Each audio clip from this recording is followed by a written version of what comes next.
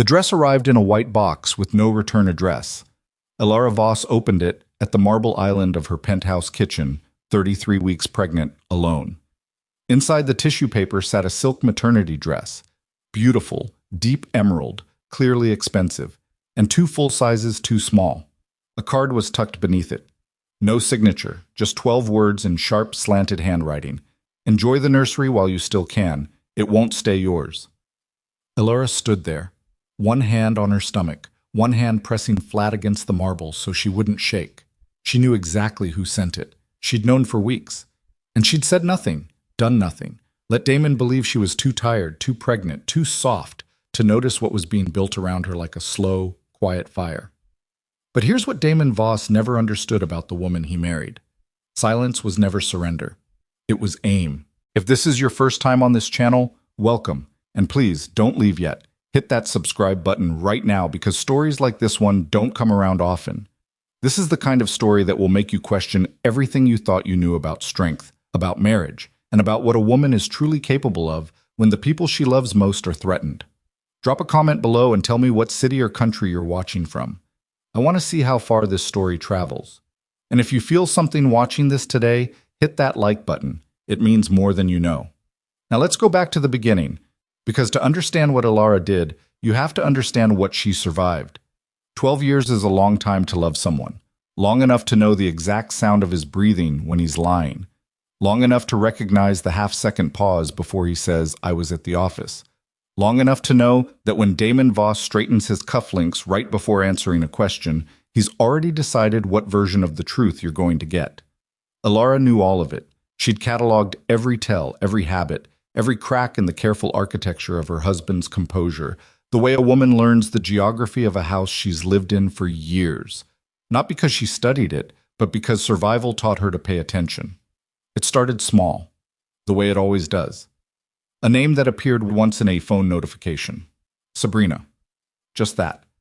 No last name, no context, just the screen lighting up at 2 in the morning while Damon slept beside her and Elara lay awake with her hands on her growing stomach and something cold moving through her chest. She didn't say anything. Not then. She waited. She watched. And over the following weeks, she began to see the architecture of the lie, not in dramatic confessions or careless mistakes, but in the smallest adjustments a man makes when he believes he's invisible. A new brand of cologne that appeared without explanation. Dry cleaning receipts for shirts he never wore at home. A weekend conference in New York that left no hotel charge on their shared account, but cost him 4 days and a version of himself that came back quieter, looser, like a man who'd finally exhaled after holding his breath for months. Elara was 33 weeks pregnant. Her ankles were swollen. Her back ached constantly. She slept in 2-hour windows and woke each time Milo shifted inside her with a feeling so fierce and disorienting it took her a moment to remember where she was. And she said nothing. Because Elara Voss had not survived 12 years inside one of Boston's most powerful and most dangerous families by reacting before she understood what she was actually reacting to. You have to understand something about the world. Damon Voss came from. The Voss family built their empire on maritime trade, container routes, harbor operations, logistics contracts that stretched from Boston to Rotterdam. Clean on paper, meticulous in public, and beneath it, threaded through the years like a wire you only found when you touched something you weren't supposed to. A shadow operation that moved money, favors, and occasionally people with the same efficiency as their cargo ships. Gideon Voss, Damon's father, had run it with a coldness that passed for dignity. The kind of man who never raised his voice because he never needed to. A look was enough. A silence that lasted 2 seconds too long was enough. Damon had inherited the empire and the coldness and the look. But he'd also inherited something Gideon never had. A recklessness behind the composure. A hunger that went sideways under pressure. And Elara had married into all of it at 26 years old, in love and convinced, the way young women in love are sometimes convinced against all evidence, that she could see the real man underneath. For a while she had. In the early years, Damon was different with her. Not softer exactly. That wasn't a word you'd use for him. But present. The way he looked at her in rooms full of people who assumed the worst about why she was there. The way he said her name like it meant something specific to him. The way he'd stood in front of his father once, in this very penthouse, and said quietly and without drama, "She stays." That's done. That version of Damon was real. She wasn't sure he existed anymore. The first concrete piece of evidence arrived on a Tuesday. Elara had been following the paper trail carefully, not with any great plan, just with the stubborn, methodical instinct of a woman who needed to know the shape of what was happening to her. She'd found a forwarding address tied to a credit account she didn't recognize. She'd matched it to a building in the South End, a building with a doorman and a private elevator and monthly rent that could have covered a year of most people's car payments. An apartment. She didn't go inside. She sat in a car with the heat running and her hands folded in her lap and stared at the building for 20 minutes. Then she drove home, made tea she didn't drink, and opened her laptop. The financial trail was where it got serious. Because Elara wasn't just finding evidence of a man who was cheating, she was finding evidence of where the money was coming from. And that changed everything. The Voss Legacy Trust was one of the most carefully protected financial instruments their family attorneys had ever constructed. A fund established by Gideon's own father, designed to pass down wealth through generations in a way that couldn't be touched by business losses, lawsuits, or the kinds of catastrophic decisions powerful men sometimes made. Damon managed it as part of his role as family chairman. But managing it and owning it were two very different things. Elara had always known that. What she hadn't known, what made her set down her tea and sit very still in the kitchen at 11 o'clock at night, was that for the past 8 months, controlled disbursements had been moving through a shell company she'd never seen before. Moving through a consulting entity called SV Advisory. Moving to a woman named Sabrina Vale. The apartment. The jewelry. 4 purchases at a jeweler on Newberry Street that Elara found when she cross-referenced the shell company's payment records, with retail invoices she pulled from a separate forwarded statement. Private air travel. Twice to the Bahamas. Once to London. She made a list. Then she made a spreadsheet. Then she called Nolan. Nolan Serrano was Elara's cousin. 6 years younger, broad-shouldered, the kind of man who had worked in private security long enough to know how to be invisible in places where people weren't supposed to be invisible. He was also the only person in Elara's life who would hear what she was about to say and not immediately tell her to call a lawyer or go home to her mother. "How bad?" he said, when she laid out what she had. "I haven't gotten to the bad part yet." Nolan looked at the spreadsheet. He looked at her. He pulled out the chair across from her and sat down and said, "Okay, tell me the bad part." The bad part was the $8 million. $8 million moved in 2 tranches over 4 months, from the Voss Legacy Trust through a series of transactions that were structured to look like legitimate maritime acquisitions, but landed, eventually, after enough layers, in the operating accounts of a company controlled by a man named Conrad Rourke.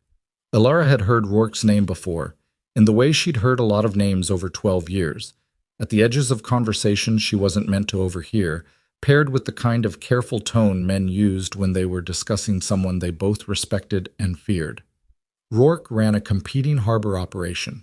He had his own money, his own connections, and she now understood, his own plans for Eastport Terminal. Eastport was Voss managed. It employed nearly 2,000 people, longshoremen, logistics coordinators, maintenance workers, administrative staff. Families. Real families. With mortgages and school pickups and Christmas plans. And someone was engineering its collapse. The $8 million wasn't payment for services rendered. It was the foundation of a fraud. Money that, combined with Rourke's resources and Sabrina Vale's apparent access to Voss internal information, would be used to manufacture a false default. Make it look like Eastport was underwater. Force a distressed sale. Let Rourke absorb it at a fraction of its value, dissolve the union contracts, and rebuild it leaner. 2,000 people. Gone. Elara closed her laptop. She sat in the silence of the penthouse kitchen, the harbor lights scattered across the water beyond the windows, and she felt the weight of what she'd stumbled into settle across her shoulders like something physical. This wasn't just her marriage ending. This wasn't just a man who'd chosen someone else. This was her unborn son's inheritance being used as a weapon against innocent families, and Damon was letting it happen. She picked up her phone. She almost called her attorney. She put it back down. Then she made the decision that would change everything. She wasn't going to confront him. Not yet. She was going to give him enough rope, The next morning, Damon came downstairs in his suit, kissed her forehead, asked how she'd slept, and told her he had a board meeting running late, so she shouldn't wait up. Elara smiled. Of course, take care of yourself. He paused in the doorway, briefcase in hand, and looked at her for a moment with something she couldn't entirely read. Then he left. She waited until she heard the elevator. Then she picked up the phone and called Maris Cade. Maris was an independent trust attorney, not a Voss family attorney, not someone whose retainer depended on Gideon's approval, but a woman who had spent 20 years doing exactly one thing, protecting fiduciary structures from the people who were supposed to protect them. Elara had found her through her own research, months ago, and had filed her number away with the careful foresight of someone who hoped they'd never need it but prepared anyway. I need a meeting, Elara said when Maris answered, and I need it to not exist on paper yet. A pause. Can you come in Thursday? I need Wednesday. Another pause. 11 o'clock. Thank you. She hung up. Then she called Gideon. That was the harder call. Gideon Voss answered on the second ring, which already surprised her. She'd half expected to leave a message with his assistant and wait 3 days. Elara. His voice was exactly what it always was. Careful, controlled, carrying the particular neutrality of a man who had decided long ago that showing warmth was a liability. I need to meet with you, she said. Not at the house. Somewhere quiet. A silence that stretched for 3 full seconds, long enough for her to understand he was measuring it. This is about Damon. Yes, the woman. It wasn't a question. Gideon had his own intelligence. He knew. It's about more than that, Elara said. I think you need to know what more means before you decide how to respond. Another silence. Shorter this time. Thursday, he said. The club on Exeter. 1 o'clock. She agreed, and then she sat with the phone in her hand for a long moment after the line went quiet, and she thought about the kind of man Gideon Voss was, and she thought about how he would react to what she was about to show him, and she decided to lead with the trust documents, not the affair, not the insult of the apartment and the jewelry and the trips to the Bahamas. The trust. Milo. The money that belonged to her unborn son. Because the affair, Gideon might wave away. The money was different. Wednesday morning, she met Maris Cade in a corner office overlooking Copley Square and spread the documentation across the conference table like a woman who had been building this case in her sleep for weeks. Maris didn't speak while Elara walked her through it. She picked up papers, set them down, made occasional notes. She was in her mid-50s, with reading glasses she wore pushed up on her head until she needed them, and she had the manner of someone who had learned to feel nothing during the presentation phase and save her reactions for when the facts were fully in. When Elara finished, Maris took off her glasses and set them on the table. Tell me about Milo's trust status, she said. Maris confirmed it before I came here. Milo is a recognized beneficiary. His status was established when we filed the pregnancy declaration with the family trust in February. Maris nodded slowly. And these disbursements, she touched the relevant pages. These weren't approved by the full trustee board? Damon has signature authority for operational decisions up to $3 million. These were split and staged to stay just under review thresholds, but the aggregate, Elara didn't finish the sentence. The aggregate is $8 million. Yes. Maris looked at her steadily.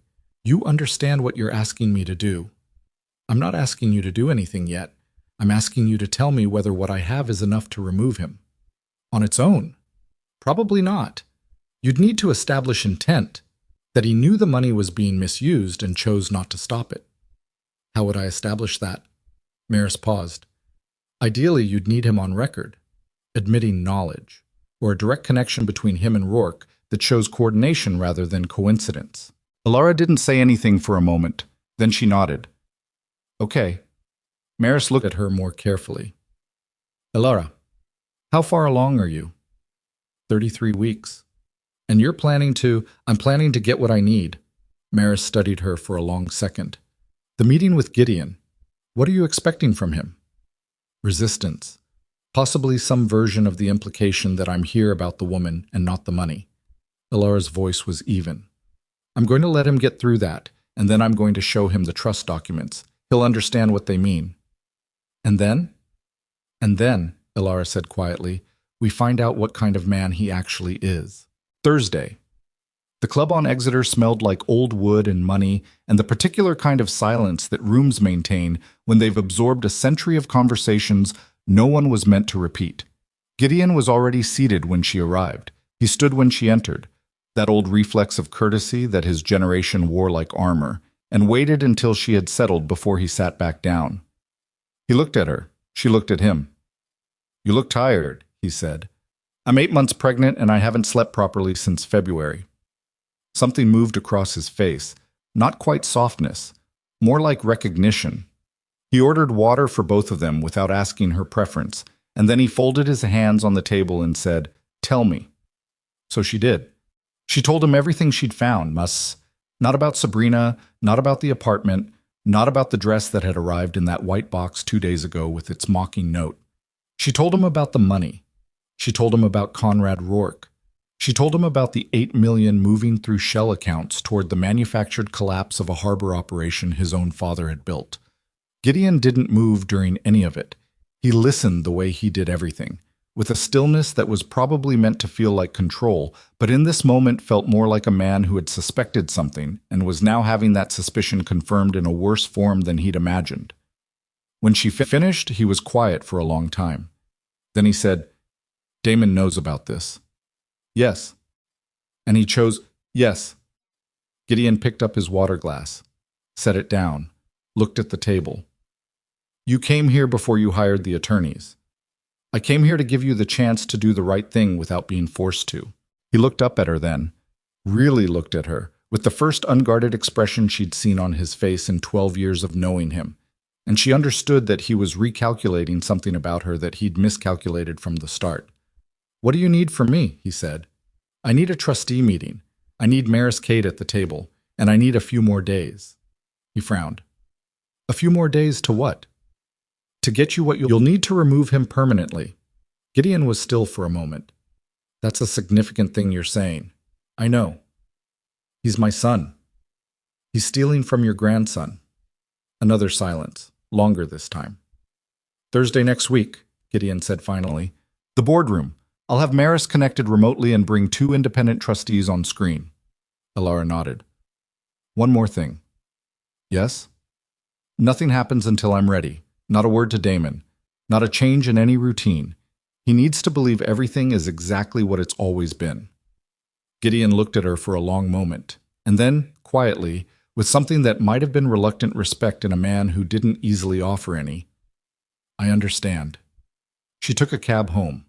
Damon was already there when she arrived, early, which wasn't like him, seated at the kitchen island with his jacket off and a glass of scotch, and the particular loosened posture of a man who believed he was alone in his own relief. He looked up when she came in. "Hey, how was your afternoon?"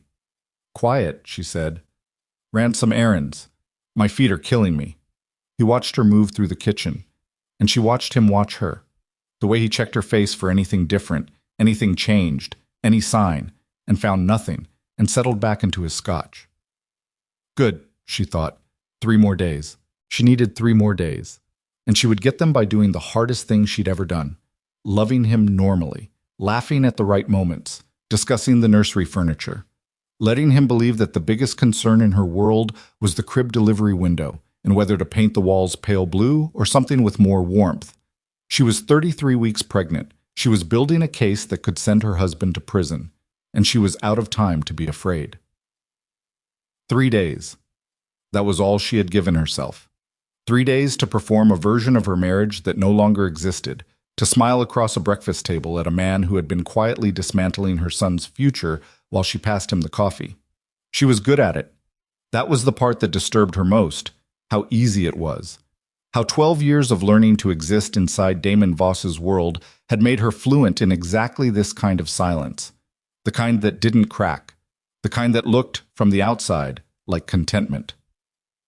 Friday morning she woke before him, moved carefully out of the bed so as not to disturb him, and stood in the bathroom with the door closed and both hands pressed flat against the cold tile of the counter, and gave herself 60 seconds to feel everything she was carrying. 60 seconds. Then she washed her face, dried it, and went to make breakfast. Damon came down at 7:15. She had eggs on the stove and coffee already poured, and she was standing at the island reading something on her tablet. A nursery design article she'd pulled up specifically because she knew he might glance at it.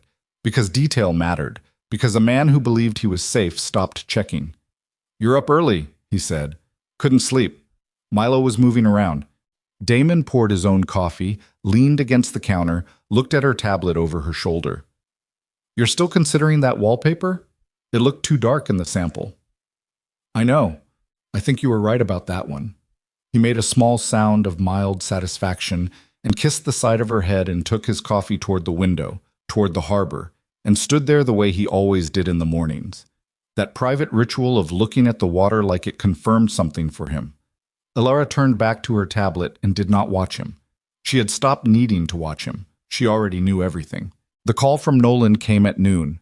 She took it in the bedroom with the door closed, sitting on the edge of the bed with her hand resting on the side of her stomach where Milo had been pressing with something that felt like a heel. "I found the service entrance," Nolan said without preamble. "The building where they've been meeting. There's a maintenance corridor on the second floor that runs behind two of the private conference rooms. It's not on the building directory." "Access?" "I know a guy who knows the building manager. Nothing illegal. We go in as part of a HVAC inspection that's actually scheduled for next week, but the paperwork can look like it was for Thursday." Elara was quiet for a moment. "You're sure about the timeline? Maris said the trustee meeting has to be next Thursday. Which means if Damon meets Rourke before that, he will. He has to. They need to finalize the transfer timing before the end of the month." She paused. "That's Wednesday." "Then we go Wednesday." She closed her eyes briefly, opened them. "Nolan, if anything goes wrong, nothing's going to go wrong. I need you to hear me. If anything goes wrong, you leave. You don't wait for me. You take the recording equipment and you go." A silence on his end. She could picture him, jaw tight, that particular stillness he got when he was trying not to argue with her. "I hear you," he said finally. "Good." She hung up. Then she sat there for a moment with the phone in her lap and thought about Wednesday. About a service corridor. About standing behind a wall listening to her husband confirm what she already knew. She thought about how it was possible to love someone for 12 years and still be here.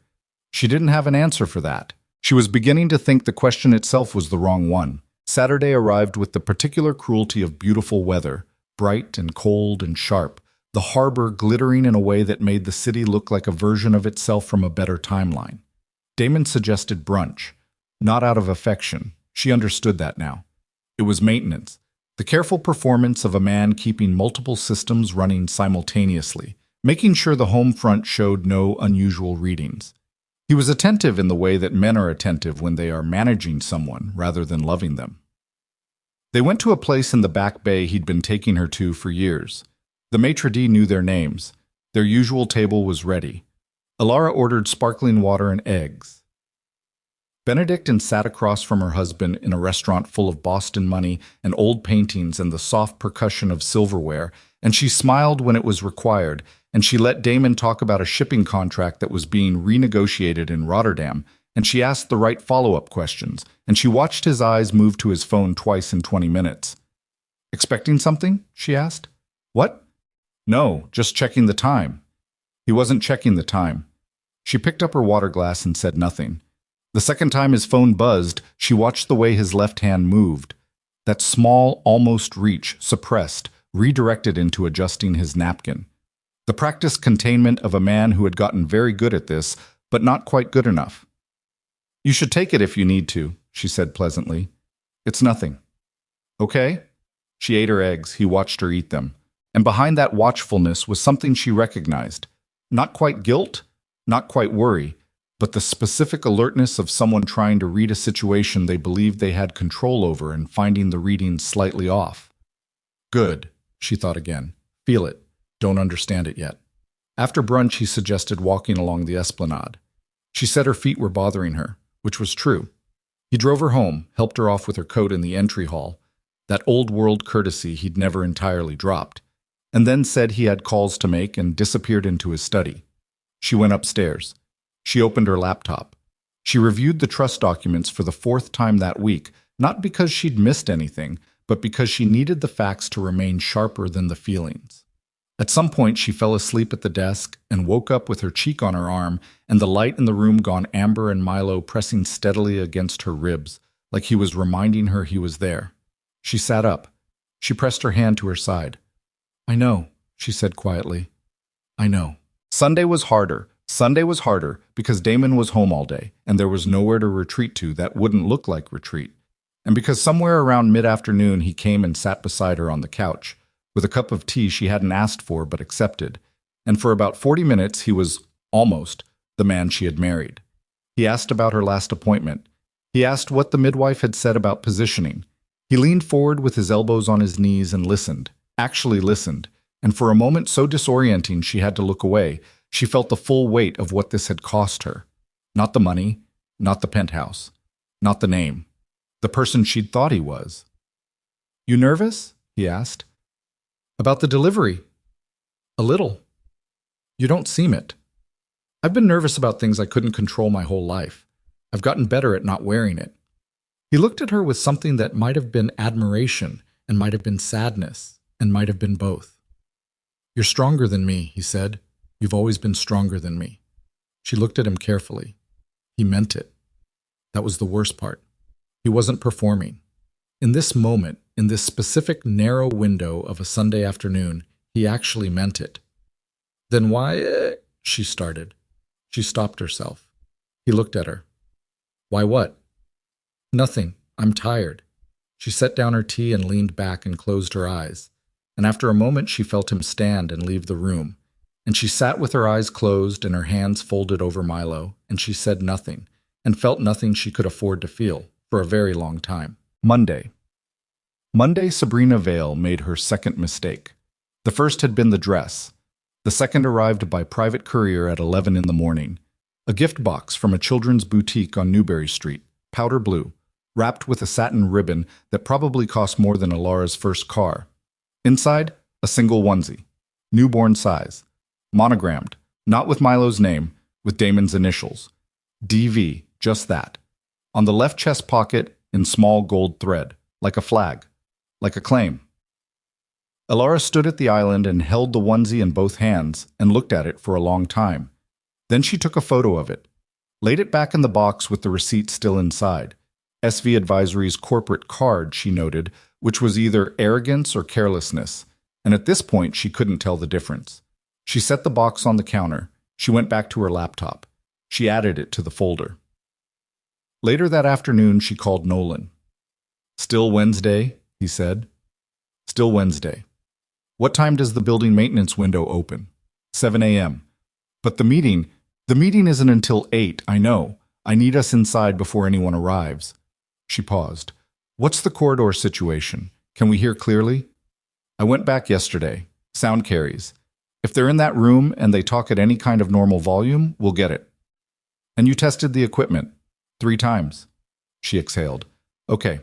I'll meet you at the side entrance at 6:45. "Elara," his voice shifted. "You know you don't have to be there yourself. I can go in, get the recording. If something goes wrong with the equipment, I need to be there. If something is said that I don't understand in context, I need to be there." She paused.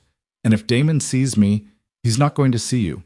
"But if he does," she said quietly, "I'm the only one who can talk him down from doing something stupid. You can't." A silence. 6:45, Nolan said.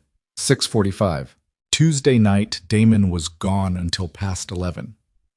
Elara was in bed when she heard the elevator. She heard him moving through the apartment, the sounds she'd tracked for years, the particular sequence of his late returns, keys on the hook, jacket over the chair, ice in a glass, the low sound of the television in the study kept at a volume that wouldn't carry. She lay in the dark and tracked him by sound. She heard him make a phone call. She couldn't hear the words, just the register of his voice, lower than usual, with that specific compression men used when they were saying something they needed to say quietly but couldn't quite keep the tension out of. It lasted 6 minutes. Then silence. Then the sound of him moving toward the bedroom. He undressed in the dark, which he never did when things were normal. He'd always been someone who needed the lamp on, the routine, the small physical ordering of his environment before sleep. Moving in darkness was accommodation. was not wanting her to see his face. She breathed evenly. He got into bed. He was asleep, or performing sleep, within 10 minutes. Elara lay beside him and stared at the ceiling and thought about 6:45. Wednesday arrived the way the worst days sometimes do. Quietly, without warning, the city gray and muted under a low overcast that blurred the edges of things. She was dressed and out of the apartment by 6:15 before Damon was awake. She left a note on the kitchen counter. Midwife appointment. We'll text when I'm done. Don't worry. She had a midwife appointment. It was Thursday. Close enough that if he checked, it would explain the timing for a half second, and a half second was all she needed. Nolan was waiting at the side entrance of the building exactly where he said he would be. He looked at her for a moment, at the way she was moving, at the careful deliberateness of someone 33 weeks pregnant navigating a cold morning on uneven pavement. And he started to say something. "Don't," she said. He closed his mouth, handed her the secondary earpiece, held the door. Inside, the building smelled like cleaning solvent and industrial carpet and the particular staleness of spaces that were used hard and maintained minimally. The maintenance corridor was exactly as Nolan had described, a narrow passage running behind the back wall of a private conference floor, accessible through a utility door that required a standard key they'd obtained through the building contact. The space was tight. Elara moved through it carefully, one hand trailing the wall. Nolan went ahead, stopped at the relevant section of wall, and pointed. She stood beside him. They waited. She could hear her own breathing. She consciously slowed it. At 8:11, voices filtered through the wall. 2 men. And then a third presence, lighter, quicker, with a particular precision of consonants that Elara had heard before on a voicemail she was never supposed to find. Sabrina. Elara pressed her back against the wall and listened.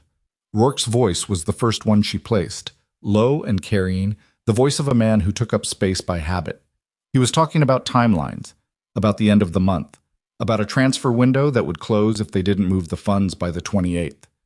"The authentication still needs to route through the main account," Sabrina said. "Damon needs to initiate." "He will." Damon's voice.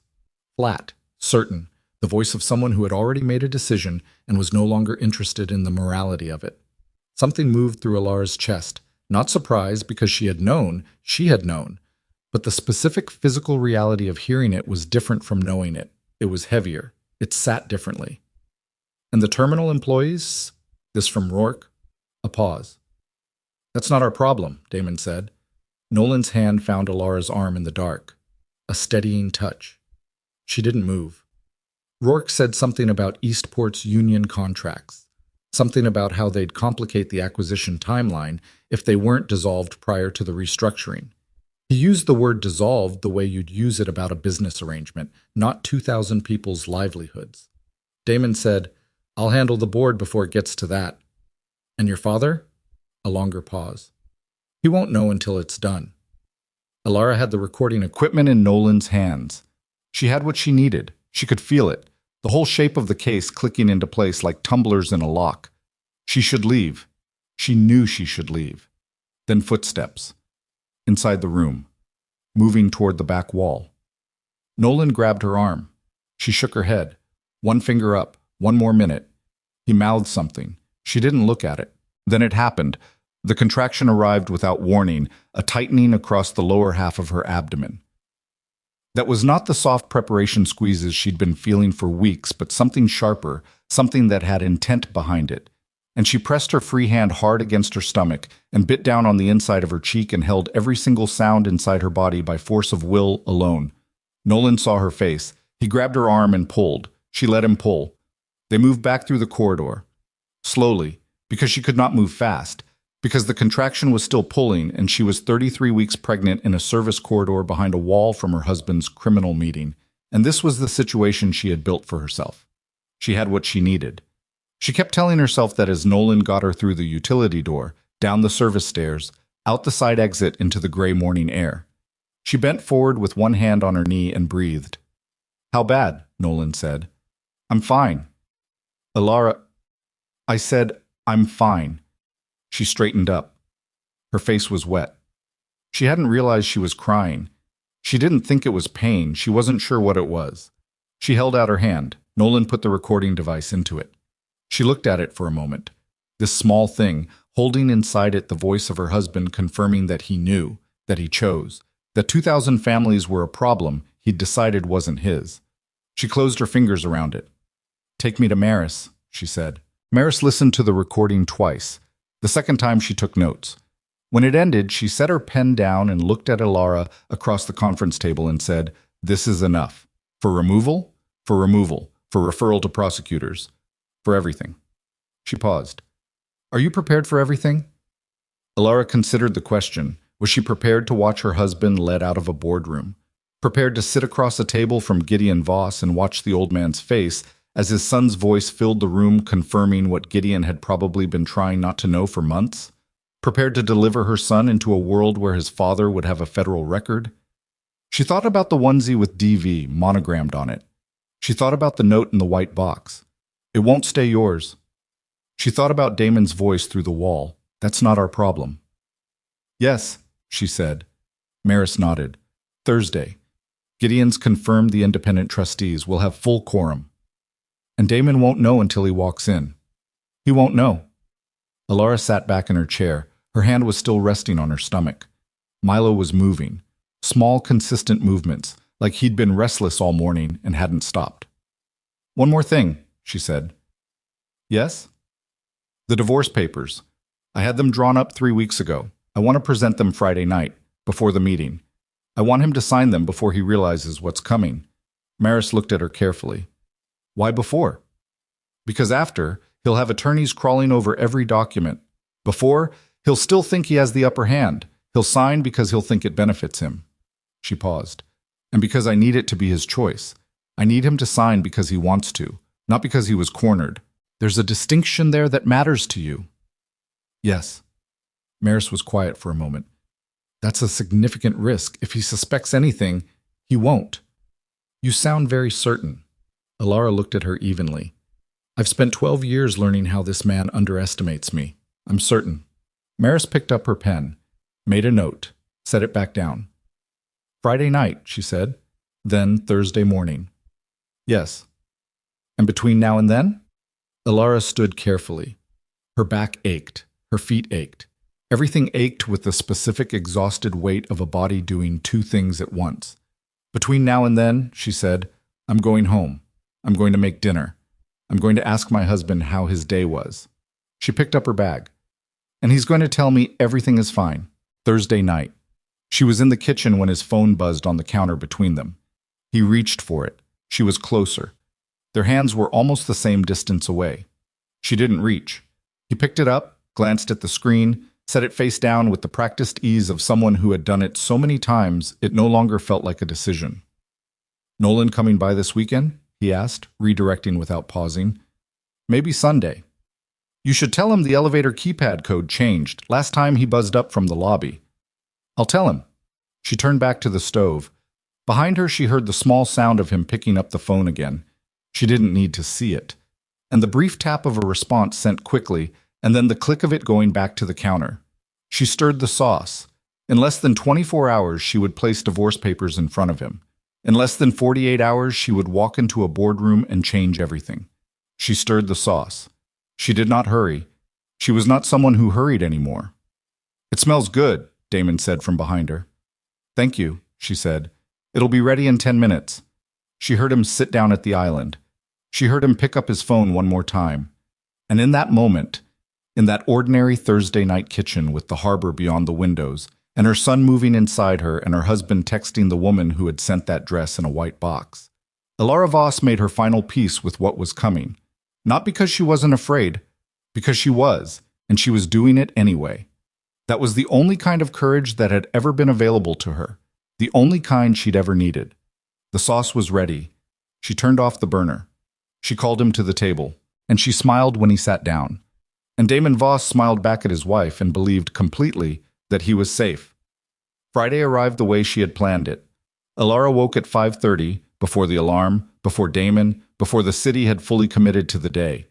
She lay still for a moment with her hand pressed flat against the side of her stomach and listened to the quiet of the penthouse, the soft mechanical breath of the building, the distant sound of harbor traffic already beginning its early morning negotiation with the dark. She had slept 3 hours, maybe 4. She wasn't sure it mattered.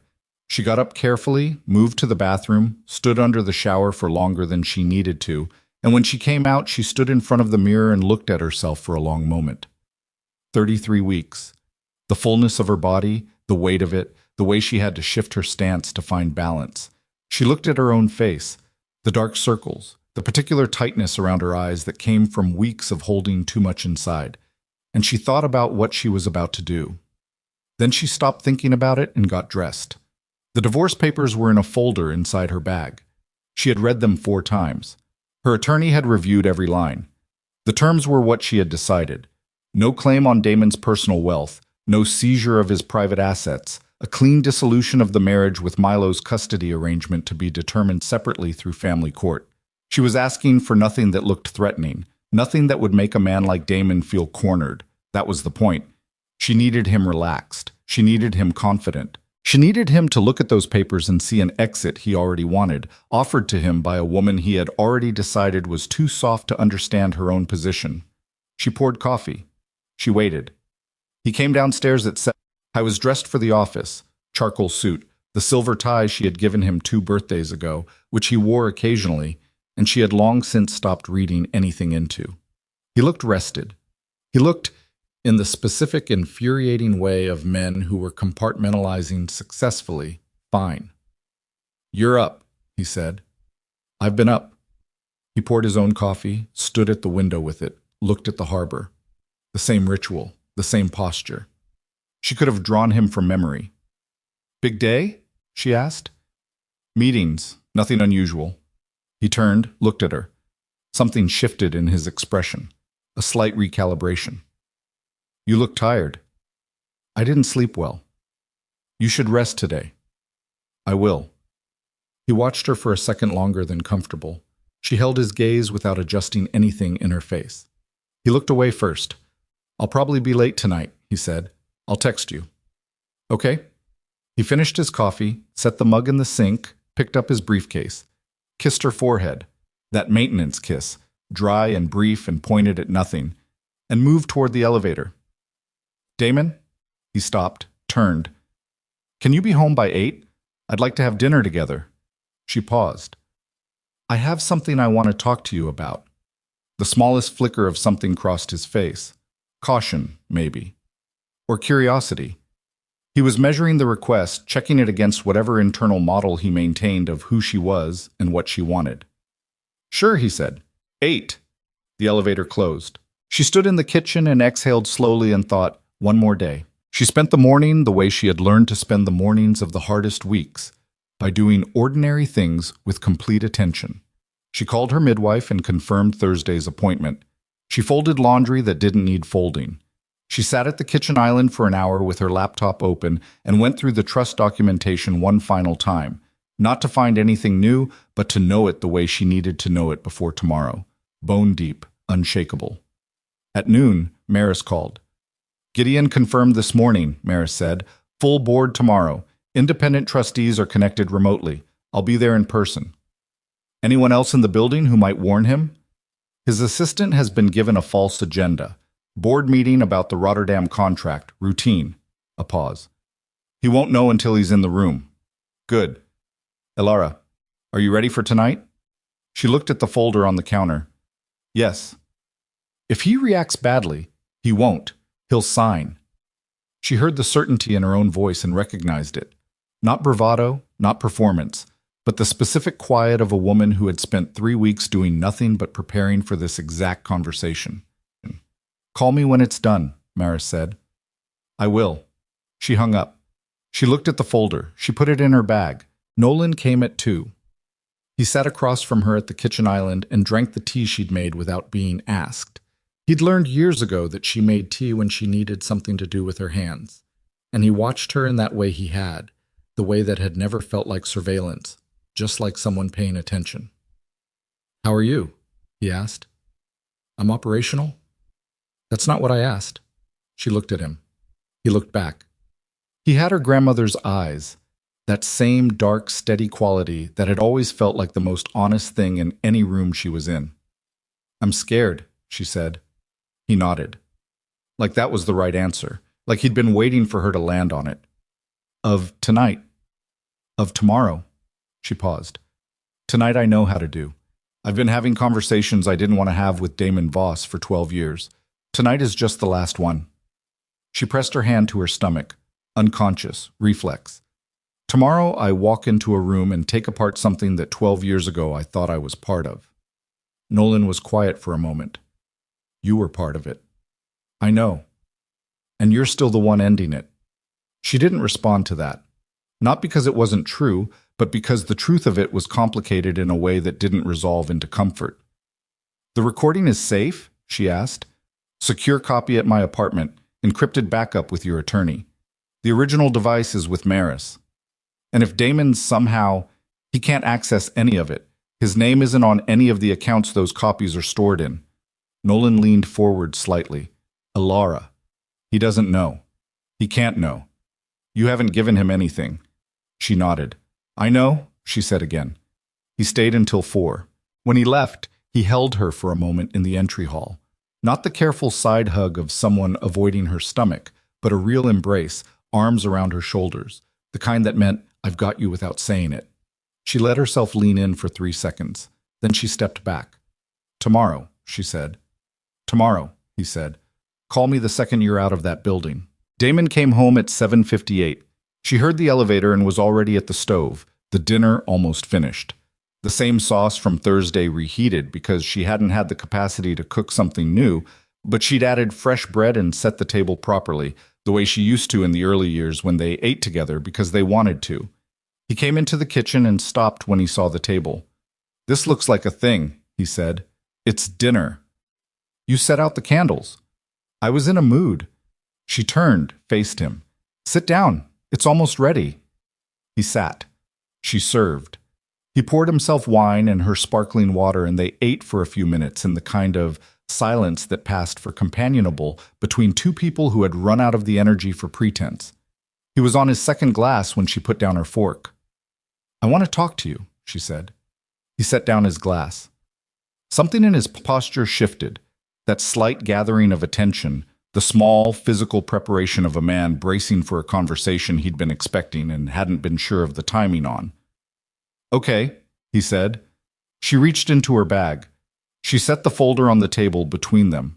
He looked at it. He didn't touch it. What is that? Open it. He opened it. He read the first page. She watched his face, watched the moment of recognition, the slight tightening around his eyes, the controlled exhale through his nose. Divorce papers, he said. Yes. He turned to the second page. Read the terms. She could track his progress through it by the small movements of his face. A pause at the asset division clause, another at the custody language, a longer stillness when he reached the signature line. These are very clean, he said. His voice was measured, professional, the voice he used in negotiation rooms. I had my attorney draft them. She's thorough. He set the papers down carefully, looked at her. You're not asking for the penthouse. No. Not asking for the business interests. No. He let a silence stretch. She waited it out. You're not asking for anything, he said. And there it was. The slight edge of confusion that she had anticipated, that she had planned for. Because a man like Damon, when a woman asked for nothing, only ever arrived at one explanation. I'm asking for a clean start, she said. That's all. He looked at her for a long moment. She kept her face open. Tired, maybe. A little sad. The face of a woman who had made a painful decision and arrived at peace with it. Is there someone else? He asked. And there it was, right on schedule. She didn't flinch. She didn't look away. She held his gaze across the table with 12 years of accumulated patience and said, That's what you think of me. I'm asking. No, Damon, there is no one else. She kept her voice even. There's just me, deciding I don't want to do this anymore. He looked at the papers again. She could see him working through it, the angles, the risk assessment, the calculation that happened in a man like this when presented with information. He was looking for the trap. He wasn't going to find it, because the trap was in the folder he'd be handed tomorrow morning. You understand what you're walking away from, he said. Yes. The security, the life you have here. Yes. And you don't want any of it. I want my son. The rest I can build. He picked up his wine glass, set it back down. You're serious. I've been serious for 3 weeks. He was quiet for a long moment. She let the silence do its work. Let him sit with it. Let him come to the conclusion she needed him to come to on his own, in his own time, in the way that men like Damon Voss only trusted decisions that felt like they'd made them themselves. Then he said very quietly, I'm sorry. She looked at him. He was looking at the papers, not at her. I know I haven't... He stopped. Started again. I know it hasn't been what it should have been. She didn't help him finish. She didn't offer him the easier version of the apology he was fumbling toward. She sat and waited and let him carry it. I think I knew this was coming, he said. I know you did. He picked up the pen she had left beside the folder. He turned to the last page.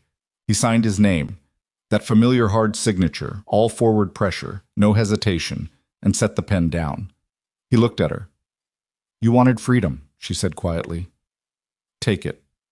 Something moved across his face, complex and briefly unguarded and gone before she could name it. Where will you go? He said. I'll figure it out. Elara, Damon. Her voice was gentle and final. We're done. He nodded, slowly. He pushed the folder back across the table, stood, picked up his wine glass and his jacket, and moved toward the study with the particular bearing of a man who was keeping it together until he was somewhere he could stop keeping it together. She sat at the table. She looked at his signature. She closed the folder. She called Maris at 9:15. It's done, she said, a brief silence. He signed. He signed. And he didn't suspect. He thought I had someone else. Her voice was flat. Not bitter. Just accurate. He thought the only reason a woman would leave him was another man. He signed because the terms were clean and because he wanted what those papers gave him. She paused. We're done with tonight. Tomorrow needs to go exactly as planned. It will, Maris said. Be here at 8:30. The trustees connect at 9. Gideon has already confirmed he'll have Damon in the building by 9:15. Good. Get some rest. She almost laughed. Good night, Maris. She hung up. She looked at the harbor through the penthouse windows, the lights moving on the water, the slow passage of a container ship heading out toward open ocean. She thought about 8 months of this, about everything she had carried alone and everything that was about to crack open in a boardroom tomorrow morning. She put her hand on her stomach. Milo moved. One more night, she told him. Just one more. She had been in bed for 20 minutes when she heard Damon on the phone in the study. She wasn't trying to hear. The walls between the bedroom and the study were not thin, but the penthouse had been built in an era when apartments were designed for a different kind of privacy, solid plaster, good insulation. And she would not have heard anything except that Damon, who was usually meticulous about these things, had clearly had enough wine to let his voice carry more than he intended. She heard the first few words through the wall. She signed. No, it's done. Clean terms, nothing that... A pause while he listened. I know that. Just give me until Monday. After the... Another pause. Longer. Sabrina, I said, I know. Elara lay in the dark with her eyes open. She breathed, in, out, in. She had known about Sabrina. She had known for weeks. She had the records, the receipts, the recording, the trust documents. She had built the entire case around the fact of Sabrina's existence and her role in the Rourke scheme. She had known. But there was something about hearing her name spoken in her own home on the night of her own divorce.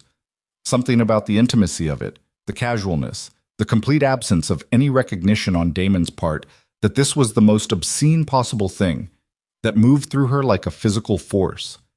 She pressed her hand against her mouth. She did not make a sound. She lay in the dark, and she listened to the muffled architecture of a conversation she couldn't fully hear, and she felt something that she later would not have a clean name for.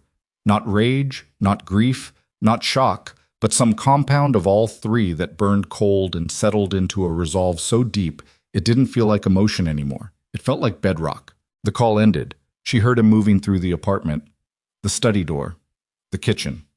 The particular sound of ice dropped into a glass. She lay still. She breathed. Tomorrow.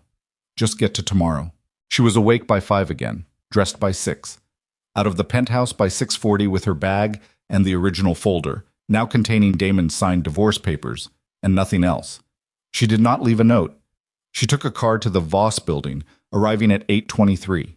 Maris was already in the lobby with her briefcase and her reading glasses pushed up on her head, and the look of a woman who had done difficult things before and was prepared to do them again. "Ready?" Maris said. "Yes." They took the elevator to the executive floor. The boardroom was a room Elara had been in a dozen times.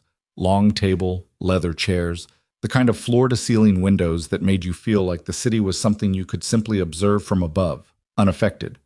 2 of the 4 screens at the far end of the room were already lit, independent trustees connecting remotely from their respective offices. A 3rd screen showed a holding image. Gideon was standing at the window. He turned when she entered. He looked at her, at the full weight of what she was carrying in every sense, and he said nothing for a moment. Then he said, "He'll be here at 9:15. "I know." "Are you sure about all of it?" "I'm sure." Gideon looked at her with that same unreadable quality he always had, but something beneath it had shifted in the weeks since their lunch at the club on Exeter. She couldn't have said exactly what. Maybe just the recognition that he had miscalculated the kind of woman she was, and that miscalculation had cost him more than he'd expected. "Maris tells me he signed last night," Gideon said. "Yes." "Clean terms?" "Yes." Gideon looked at the floor briefly. A man processing something in private. "He's my son," he said. "I know he is. That doesn't change what has to happen." "I know that too." He nodded, moved toward the table. Maris was already opening the first of 3 folders. The apartment records, the jewelry, the shell companies, laying them out in the order they had agreed on. Clear, sequential, irrefutable. Elara sat at the far end of the table, facing the door. She folded her hands. She waited. At Nini 12, she heard the elevator. She heard his voice in the corridor. A few words to someone, the assistant maybe, the ordinary casual authority of a man walking into a space he believed was his. She heard the handle.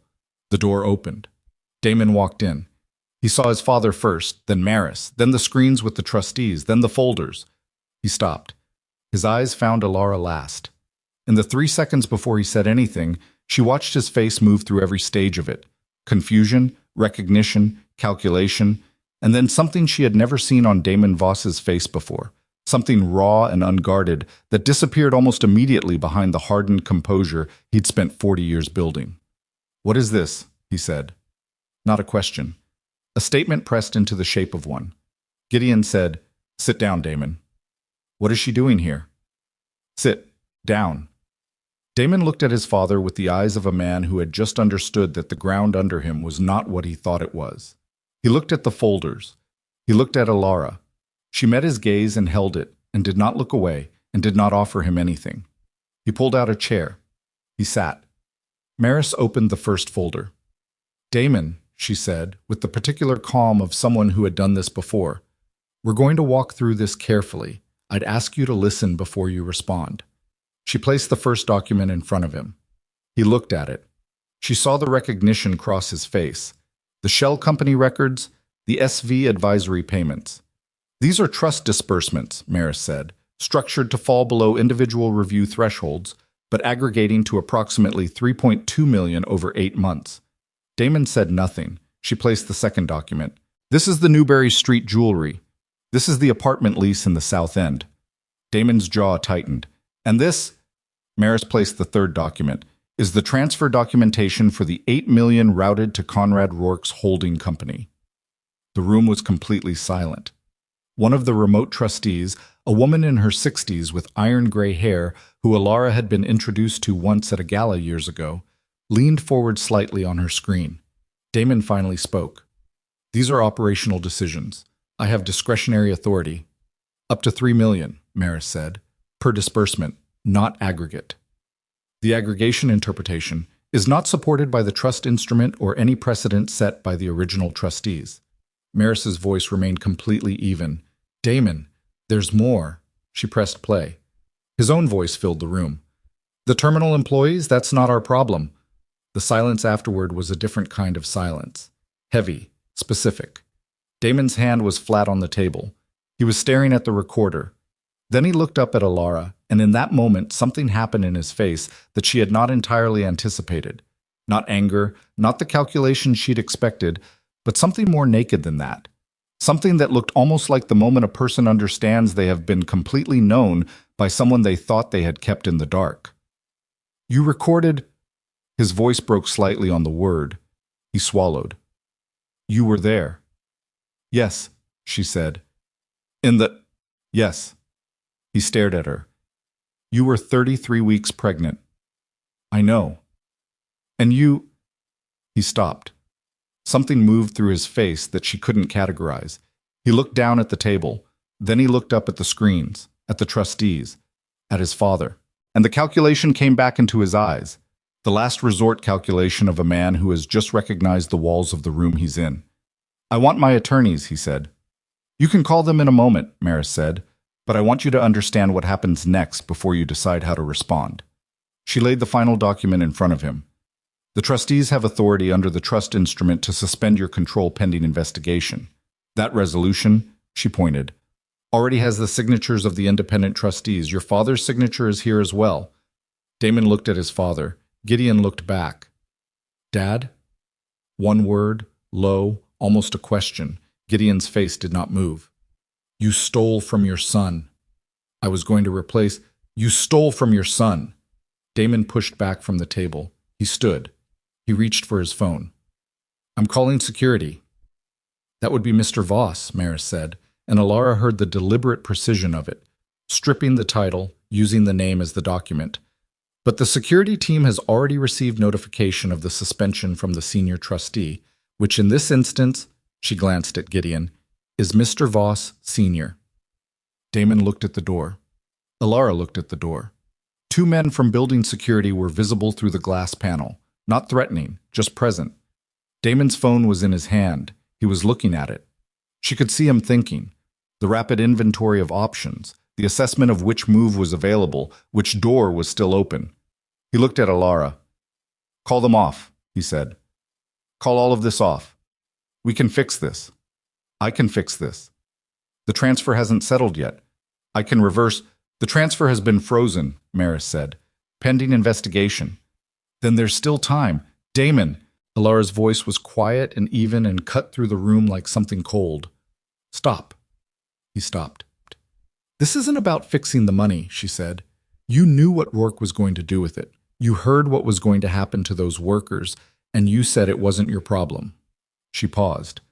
"That's what can't be fixed." He looked at her for a long moment. And then the boardroom doors opened. Elara stood. She was 8 months pregnant. Her back ached. She had slept 4 hours. She had been carrying this for 3 weeks, and she was so tired she felt hollow in places she hadn't known had weight. She walked into the center woman, this outsider, this wife who had appeared at Damon's side 12 years ago and been assessed and filed away with the particular dismissiveness of a world that had never made room for her. And they had wondered what she had gained by marrying into this dynasty. Now Damon watched her walk into the center of his boardroom, carrying the case that was taking everything from him. "Elara." She looked at him. "You wanted freedom," she said. "You signed for it last night. Now you have it." She turned to the trustees. "I'd like to make 3 requests before anything else proceeds," she said.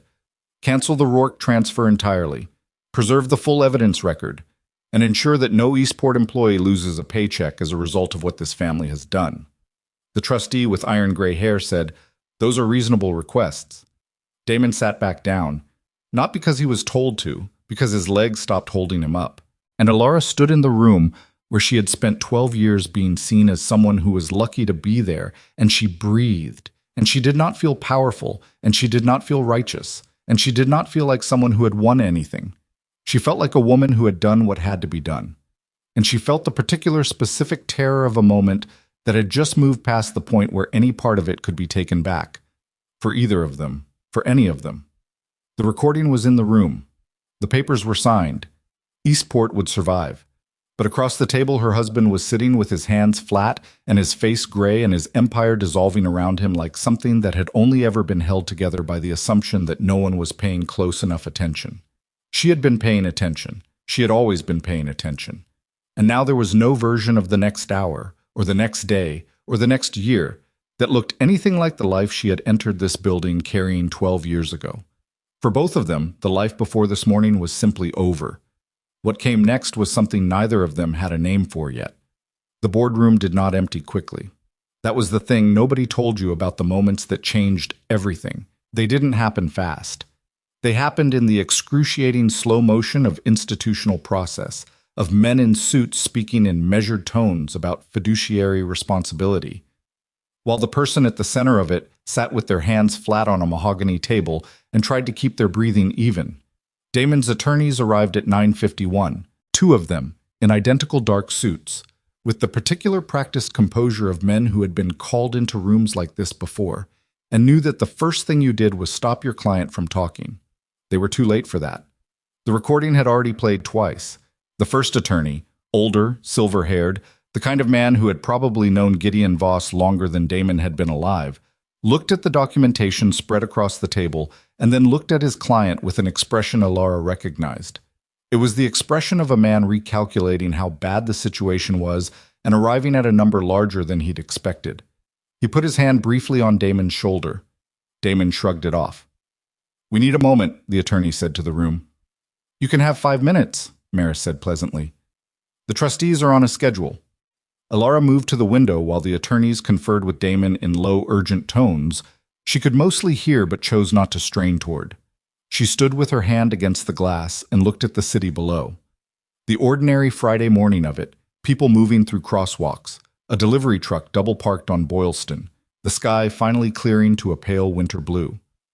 Somewhere in this city, Conrad Rourke was presumably going about his morning with no idea that the timeline he'd spent months constructing had just been pulled from underneath him. Somewhere in this city, Sabrina Vale was doing the same. That thought sat uneasily. Because Maris had frozen the transfer, yes. The trustees had suspended Damon's authority, yes. But the authentication key for the Rourke transaction, the physical token that would allow the acquisition submission to proceed, was still physically in Damon's possession. It was a detail she had raised with Maris 2 days ago. Maris had said they would secure it as part of the suspension protocol. Elara turned from the window. "The token," she said quietly to Maris, who had materialized at her elbow. Maris's face shifted slightly.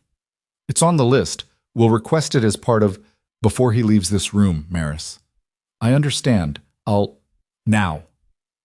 Maris looked at her for a half-second with the expression of a woman who was used to directing processes and was recalibrating to the fact that she was currently being directed by someone who had better instincts about this specific situation than she did. She turned back to the room. "Mr. Voss," she said to Damon, cutting cleanly through the attorney conference. "As part of the suspension protocol, we need the primary authentication token for the Eastport acquisition file. It would have come to you as a physical device, approximately—" "I don't have it with me," Damon said. His voice was wrong. Not defensive, not careful. Wrong in the specific way of a man who was telling a version of the truth that was technically accurate and strategically misleading, and who was hoping no one in the room was paying close enough attention to feel the difference. Elara felt it. She was already moving back toward the table. "Where is it?" she said.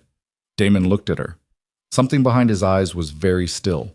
The stillness of a man who had just made a decision he wasn't going to announce. "My office," he said. "I'll have my assistant retrieve it." "Your office access has been suspended," Maris said. "Then someone from security can escort—" "Damon." Elara's voice was quiet, absolute. "Where is the token?" He held her gaze for 3 full seconds. 3 seconds was a long time. In 3 seconds she read everything she needed to read. She looked at the door. She looked at Gideon. "Call Nolan," she said. "Right now." Gideon frowned. "What's—" "The token is not in his office." She was already moving, already reaching for her phone. "Call building security. Lock the elevators. Do it now." It took 11 minutes for the picture to assemble itself, and those 11 minutes were the most controlled panic Elara had ever managed, which was saying something given the last 3 weeks of her life. Nolan answered on the first ring. "He gave it to her," Elara said. She was in the corridor outside the boardroom, her back against the wall, one hand pressed to her stomach, because Milo had shifted and the pressure was immediate and sharp, and she was not going to stop moving because of it. "Sabrina has the token. It had to be last night. The phone call. He called her after I went to bed." "Okay."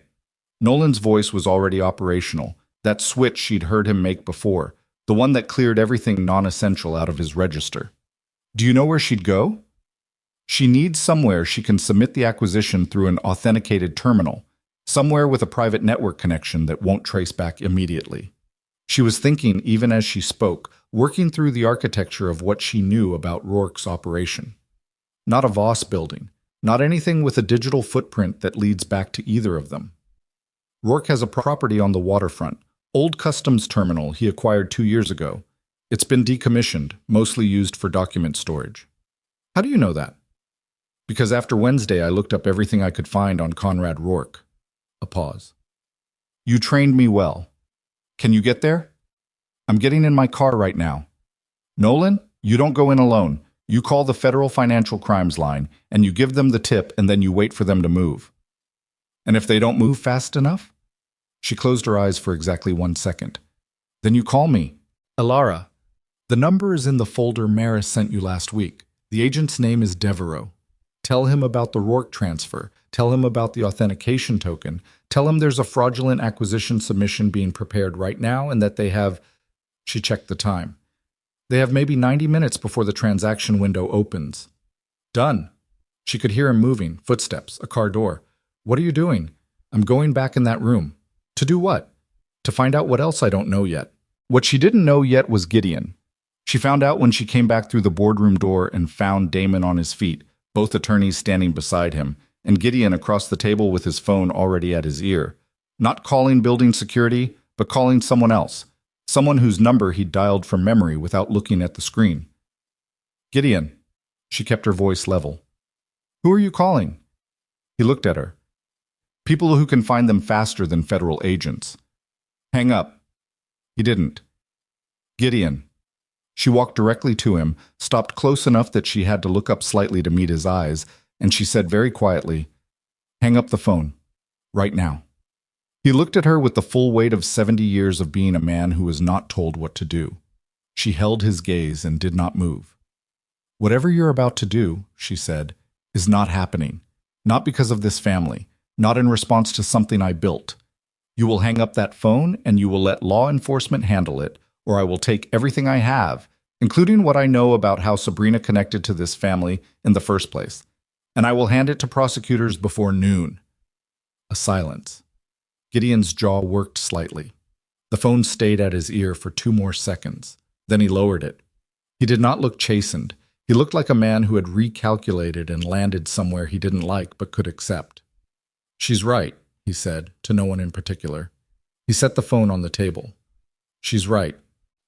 Damon looked between his father and Elara with an expression she had no category for, some mixture of incredulity and fury and something else.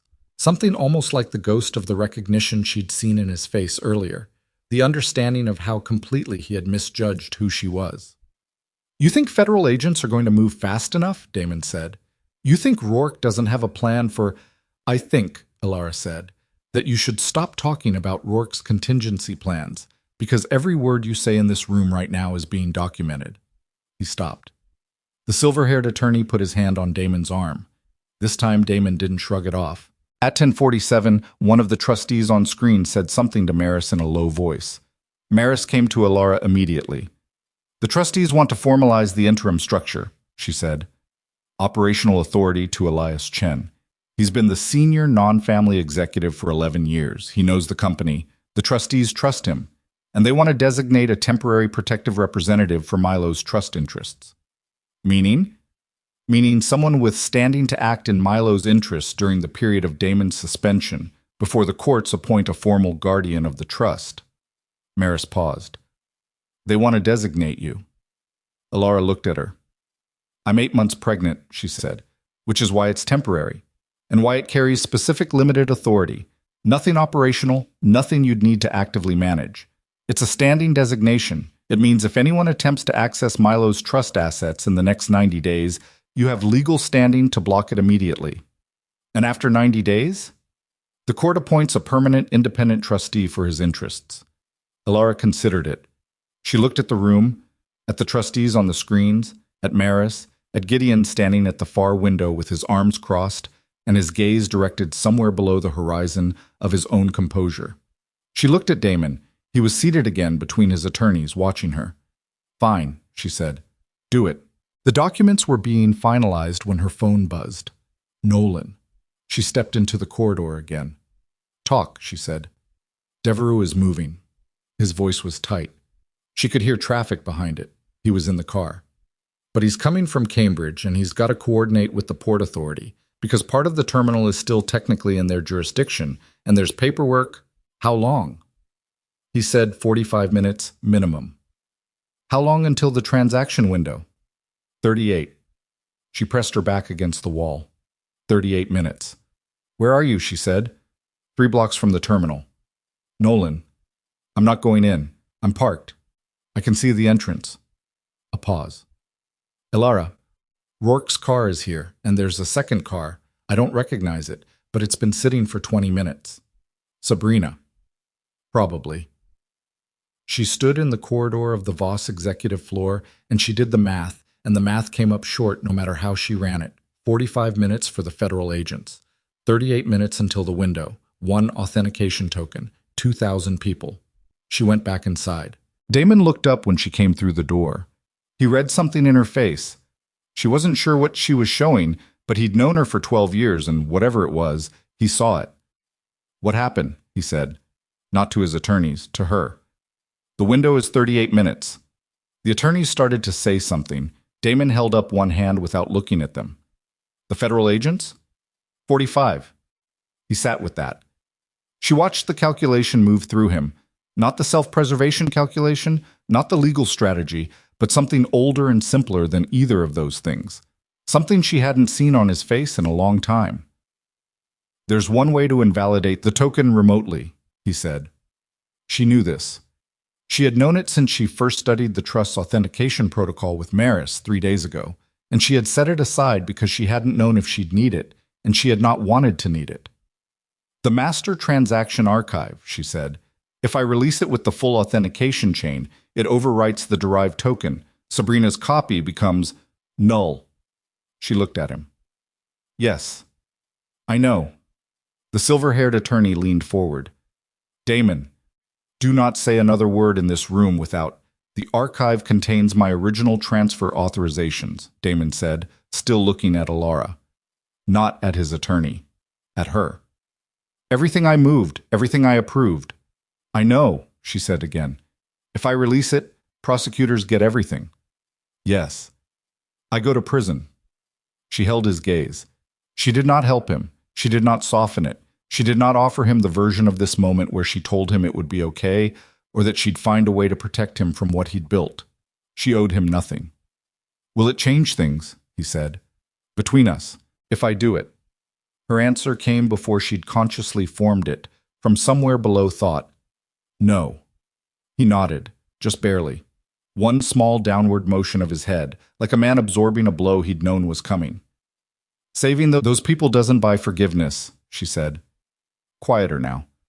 Not because she wanted to spare him, because it was simply true. It just saves them. That's its own thing.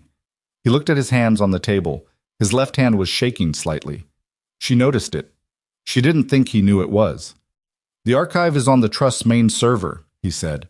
He reached into his jacket pocket and produced a secondary authentication card. Smaller than the token, the kind of thing that looked like a building access pass. "This releases the full chain. Maris needs to initiate the server command. I authorize with this." He set it on the table. "And then it's done."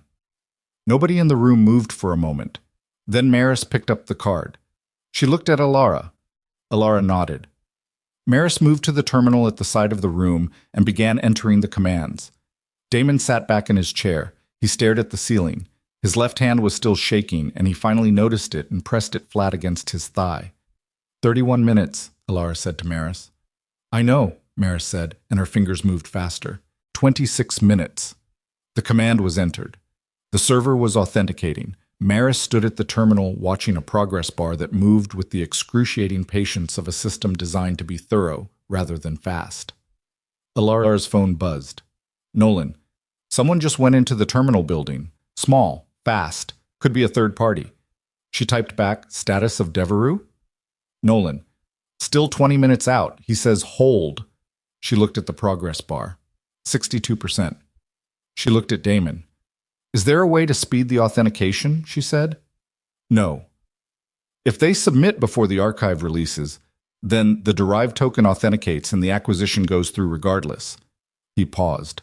The archive has to complete first. 71%. Her phone buzzed again. Nolan. Movement inside. I can see light through the upper windows. She called him. Talk, she said. They're active, he said. Someone's at a terminal up there.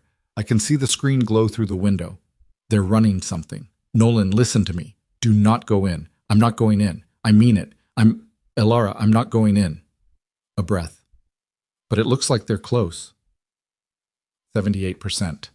She walked to Maris. She looked at the screen. She looked at the number, 78, 79. Come on, she heard herself say very quietly. Damon's senior attorney was on his own phone now, in the corner, speaking in a rapid undertone to someone Elara assumed was a second tier of legal defense being mobilized. The other attorney was reviewing documents. Gideon had not moved from the window. 83. Her phone. Nolan. They're submitting. I can see the sequence starting on the screen. She stared at 83%. 84. Maris, I see it, Maris said. Her voice had lost its professional calm for the first time all morning. I see it, Elara. I can't make it go faster. It's a cryptographic chain. It has to... 87. Nolan was calling. She answered. It's running, he said. The acquisition submission is in process. Elara, it's... 89, 90, 91. Come on, she said again, and this time it wasn't quiet. 93. A contraction hit her. Not like the ones in the corridor on Wednesday. Not a warning, not a pressure. This was different. This started in her lower back and moved around and upward, and it took her breath away with the completeness of it, the way it commandeered her entire body without asking. She put both hands on the terminal desk. She did not make a sound. Maris looked at her. Don't, Elara said through her teeth. Don't. 95. The contraction peaked. She breathed through the top of it, the way she'd practiced, the careful, controlled breathing she'd learned at every appointment. And she kept her eyes on the screen, and she did not sit down, and she did not ask for anything. 97. Elara, Damon said from behind her. He was on his feet.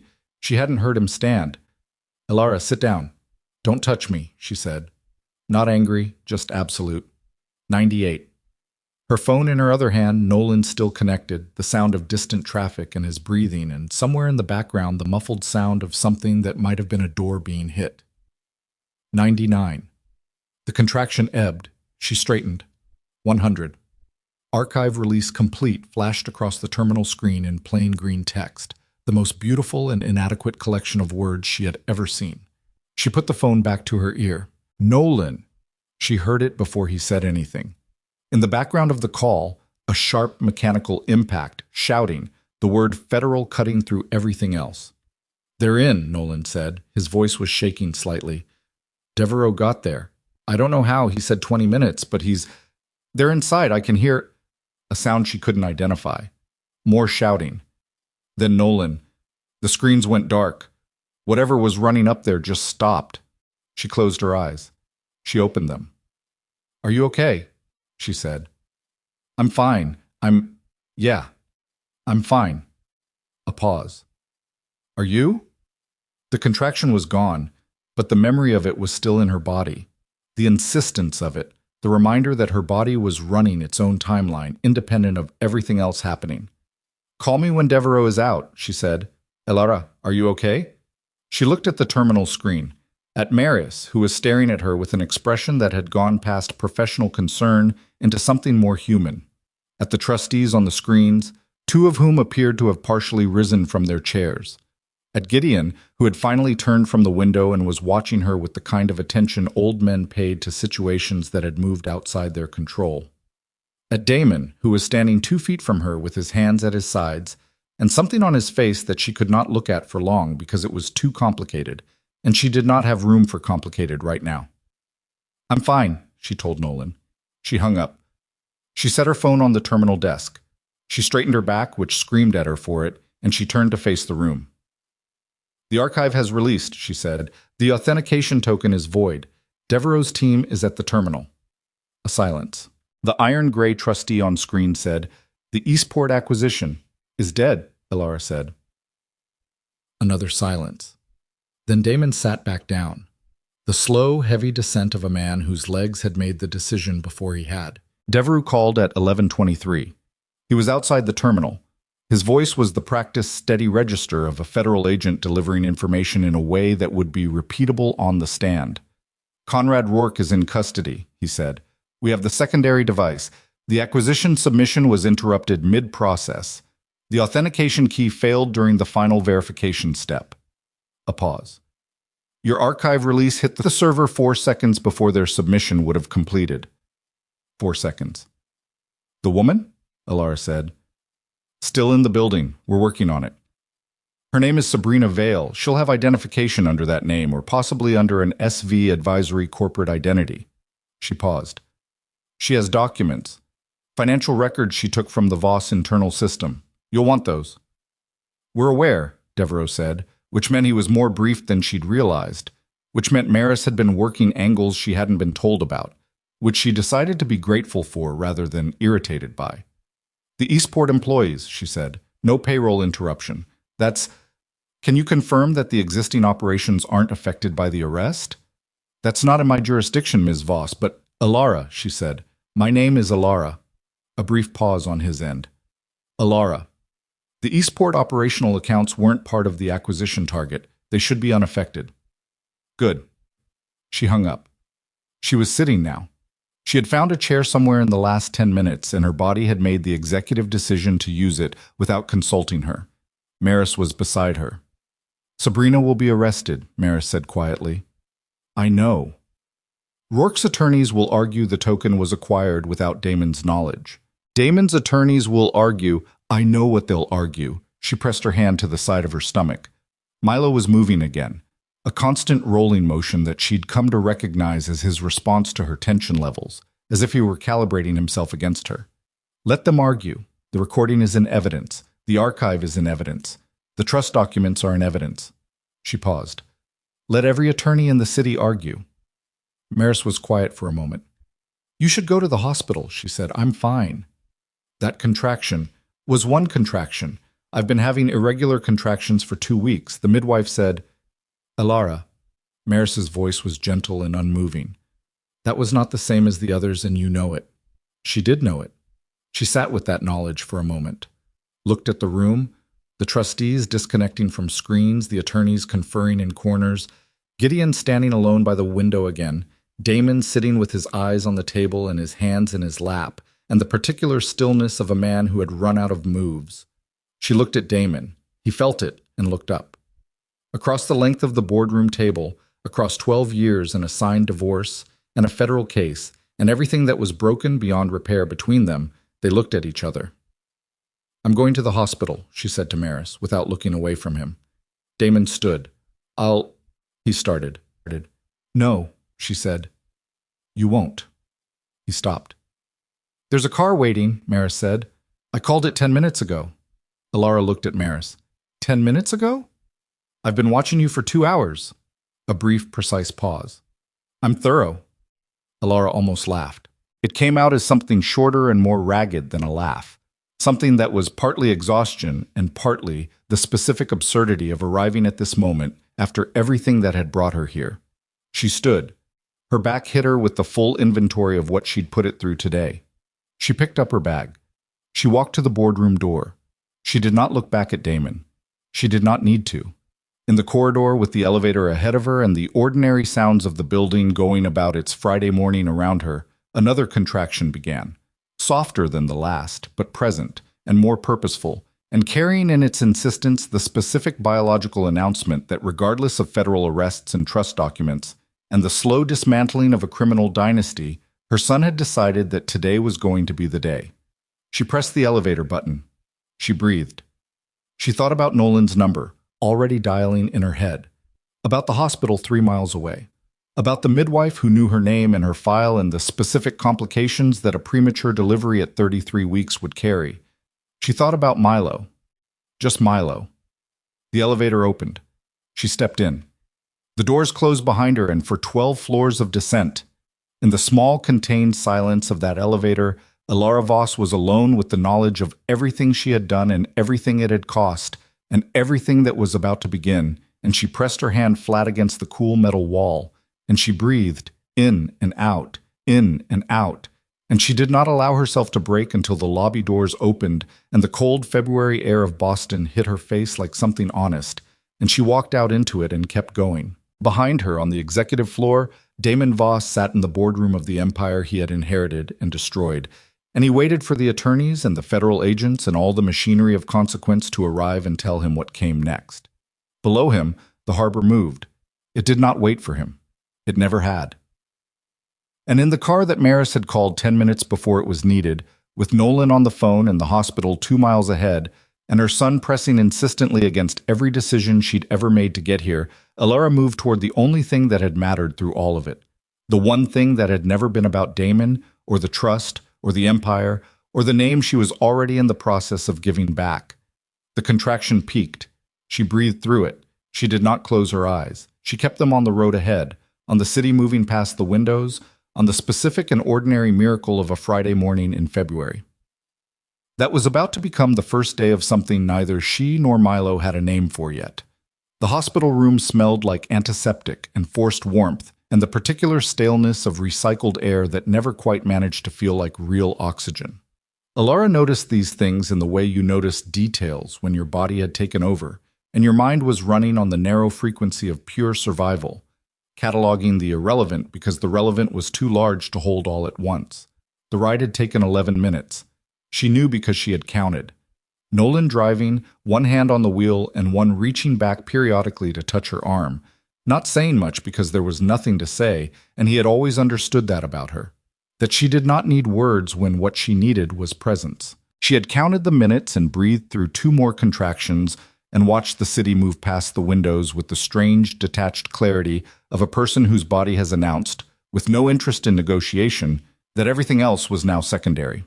At the hospital, Nolan had gotten her through the entrance and to the desk, and the midwife, Jana, a compact woman in her 40s with a calm so deep it bordered on geological, had taken one look at Elara and said, very simply, "Okay, let's go."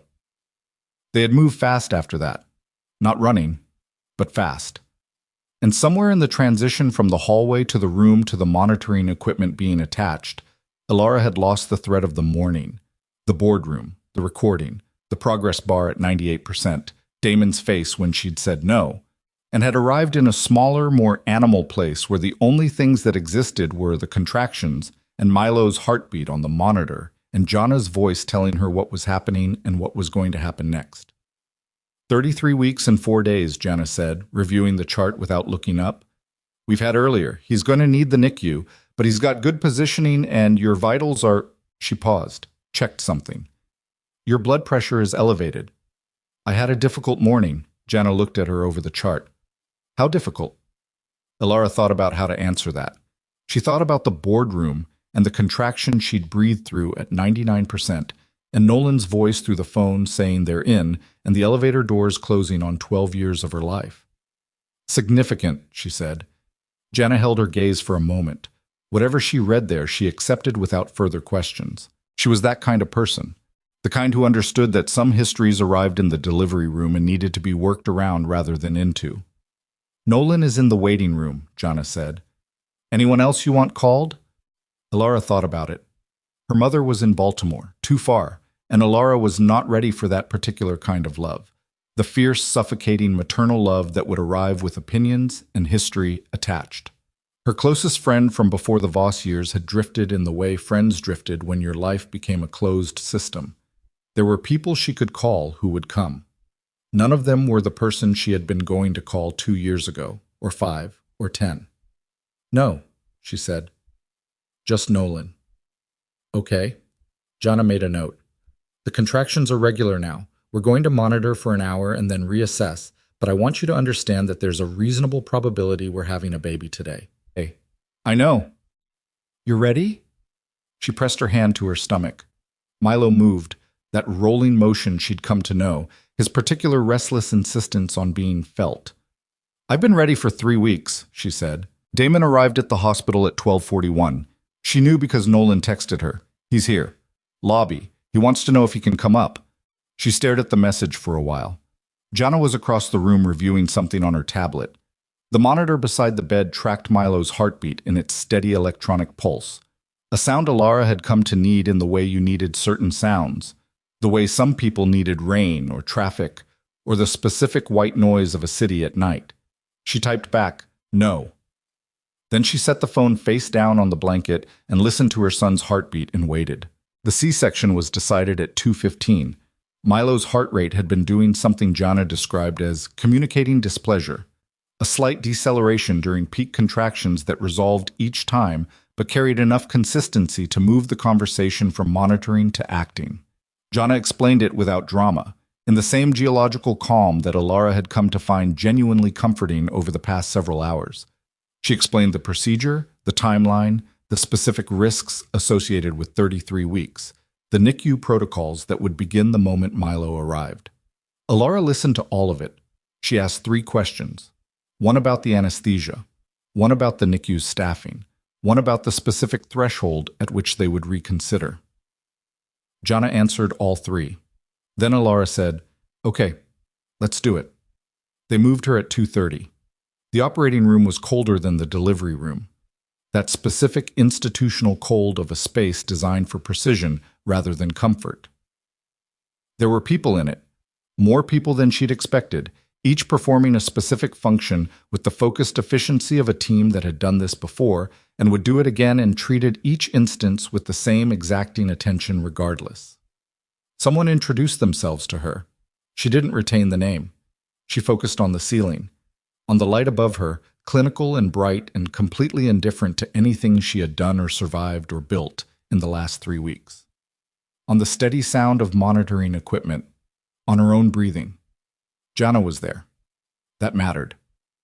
"You're going to feel pressure," Jana said. "Not pain, pressure." "Okay." "You're going to feel it on your right side first. Tell me when." "Okay." She felt it on her right side. "Now," she said. "Good," Jana's voice. "You're doing well." She stared at the ceiling and she thought, because she could not stop herself from thinking, because her mind had nowhere else to go, about the harbor, about the penthouse windows and the way the lights moved on the water at night, about Damon's hands on the cufflinks on a Sunday morning, about a white box with a dress 2 sizes too small and 12 words in sharp slanted handwriting, about a service corridor and a recording device and a progress bar at 99%, about the specific sound of her husband's voice through a wall saying, "That's not our problem," about a boardroom and a silver pen, about everything that had been given to her, and everything she had refused and everything she had protected and everything that was gone. She felt more pressure, significant pressure, movement she was not in control of. Then Jana said, "Elara." Her voice had changed, and then Elara heard it, small, ragged, insistent, a cry that started thin and strengthened, the way a sound does when the thing making it is discovering for the first time that it can. She turned her head. Someone was moving. A figure across the room, carrying something small and impossibly present. And then Jana was beside her, and there was a face close to hers, a face so new it looked startled by its own existence, a face that was red and creased and furious in the way of someone who had been comfortable somewhere and been involuntarily relocated. "Hi," Elara said. Her voice came out wrong, broken in the middle. She hadn't planned for that. Milo turned his head toward her voice with the blind, absolute instinct of something that had been listening to that specific sound for 8 months, from the inside, and recognized it as the only fixed point in whatever had just happened to him. She began to cry. Not quietly, not with the contained dignity she had maintained through boardrooms and service corridors and elevator descents and federal agents and contractions she'd breathed through without making a sound. She cried the way you cry when the thing you have been protecting finally arrives and is real and is small and is breathing, and all the armor that kept you upright through the weeks of carrying it can finally, in this one specific moment, come down. Jana's hand was on her arm. Milo's cry continued, steadied, leveled into something continuous and demanding. And then they were taking him to the warmer, to the team waiting for him. and Elara watched him go with her face wet and her chest open, and the specific raw animal relief of a woman whose body had done the last and most essential thing it had needed to do. He was here. He was breathing. He was furious about it, which she found, through the crying, almost funny. He was here. Nolan came in first, after. He stood in the doorway for a moment looking at her, at the exhaustion on her face, at the monitors still attached, at the specific quality of stillness that a person carries after they have been through something their body will remember longer than their mind will. He crossed the room, sat in the chair beside the bed, didn't say anything. She didn't say anything either. After a while, he reached over and put his hand over hers on the blanket, and they sat like that for a long time. Cousins who had grown up in the same grandmother's kitchen and navigated very different versions of the world, and ended up here, in a hospital room in Boston on a Friday afternoon, with everything changed. "He's okay?" Nolan said finally. "He's in the NICU. They said he's strong for 33 weeks. She paused. "He was angry when he came out, crying before they even finished." Nolan made a sound. "Good. He's got your temperament." She looked at the ceiling. "Damon is still here?" "Lobby. He hasn't moved." She thought about that. About a man sitting in a hospital lobby after everything that had happened in a boardroom 3 miles away, waiting for information about a child he would not be allowed to see today. She thought about what that cost him, and she found, to her own mild surprise, that she was capable of recognizing the cost without needing to alleviate it. Some things were earned slowly. "Tell him Milo arrived," she said. "Tell him he's in the NICU, and he's stable. And tell him visiting arrangements will be communicated through attorneys." Nolan looked at her. "That's all?" "That's all." He nodded. He went. She closed her eyes. She slept for the first time in 36 hours. The 18 days that followed were their own kind of war. Not the war she'd been fighting for the past 3 weeks. Not the gathering of evidence and the management of timing and the performance of a marriage that had already ended. This was slower, quieter. The war of a NICU parent, which was its own specific education in helplessness. The education of a person who had spent months moving pieces and making plans and operating with absolute precision learning in one fluorescent lit room that some things could not be controlled, only waded through. Milo was small. He was in an incubator with tubes and monitors that tracked everything his body was doing with a comprehensiveness that was both reassuring and terrifying. He had a feeding tube and a nasal cannula and the paper-thin skin of a person who had arrived before his outside time was scheduled to begin. He was also, when she looked at him through the incubator glass, unmistakably furious about his situation, which she chose to interpret as a good sign. She was there every morning by 7. She stayed until 10 at night. In between, she learned the specific language of the NICU, oxygen saturation levels, feeding tolerance, weight gain measured in grams per day, the particular significance of the monitor's sounds, and what each tone meant, and which ones required someone to come running, and which were, in the nurse's parlance, just him figuring things out. The nurses were different from the rest of the hospital staff in the way that people who do very specific essential work often were, matter-of-fact, efficient, and intermittently capable of a warmth so precise it felt surgical. They taught her to read the monitors. They taught her the kangaroo hold, the skin-to-skin contact that she was allowed on day 4, when she sat in a reclining chair with Milo on her chest and his entire body fitting between her collarbone and her sternum, and felt him breathe. That was the moment she let herself believe he was going to be okay. Not the doctors saying it, not the improving numbers. That moment, with his weight on her chest and his breathing synchronizing with hers over the course of 20 minutes, the way the nurses said it often did. As if the body, even at this size, remembered whose voice it had been inside. She cried again. She was getting better at it, at letting it happen and moving on. Damon came on day 3. She had known he would. She had prepared for it the way she prepared for most things now.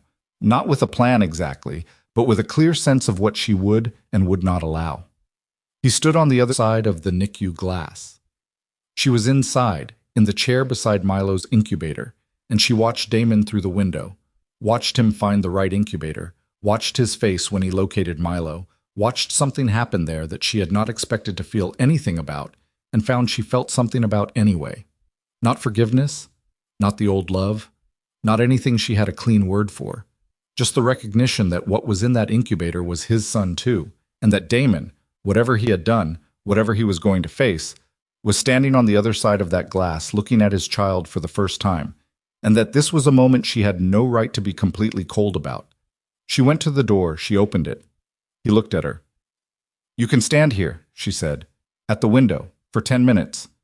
He opened his mouth. 10 minutes, she said. "That's what today is." He closed his mouth. He nodded. He came to the and he stood there, and he looked at Milo. She stood beside him, not close, with enough space between them to make clear what kind of proximity this was. Damon's face was different. She noticed it in the same way she'd noticed his shaking hand in the boardroom, not with judgment, just with the accurate perception of someone who had known him for a long time. He looked like he hadn't slept. He looked like the 3 days since the boardroom had taken something out of him that wouldn't easily be replaced. She wasn't going to help him with that. "He's small," Damon said. "He's right on track for 33 weeks. He looks—" He stopped. His hands. Milo's hands were visible through the incubator, impossibly small, curled loosely, the fingers the width of pencil leads. "I know," she said. They stood in silence for a while. Then Damon said, quietly, not looking at her, "I didn't know it would feel like this." She didn't respond.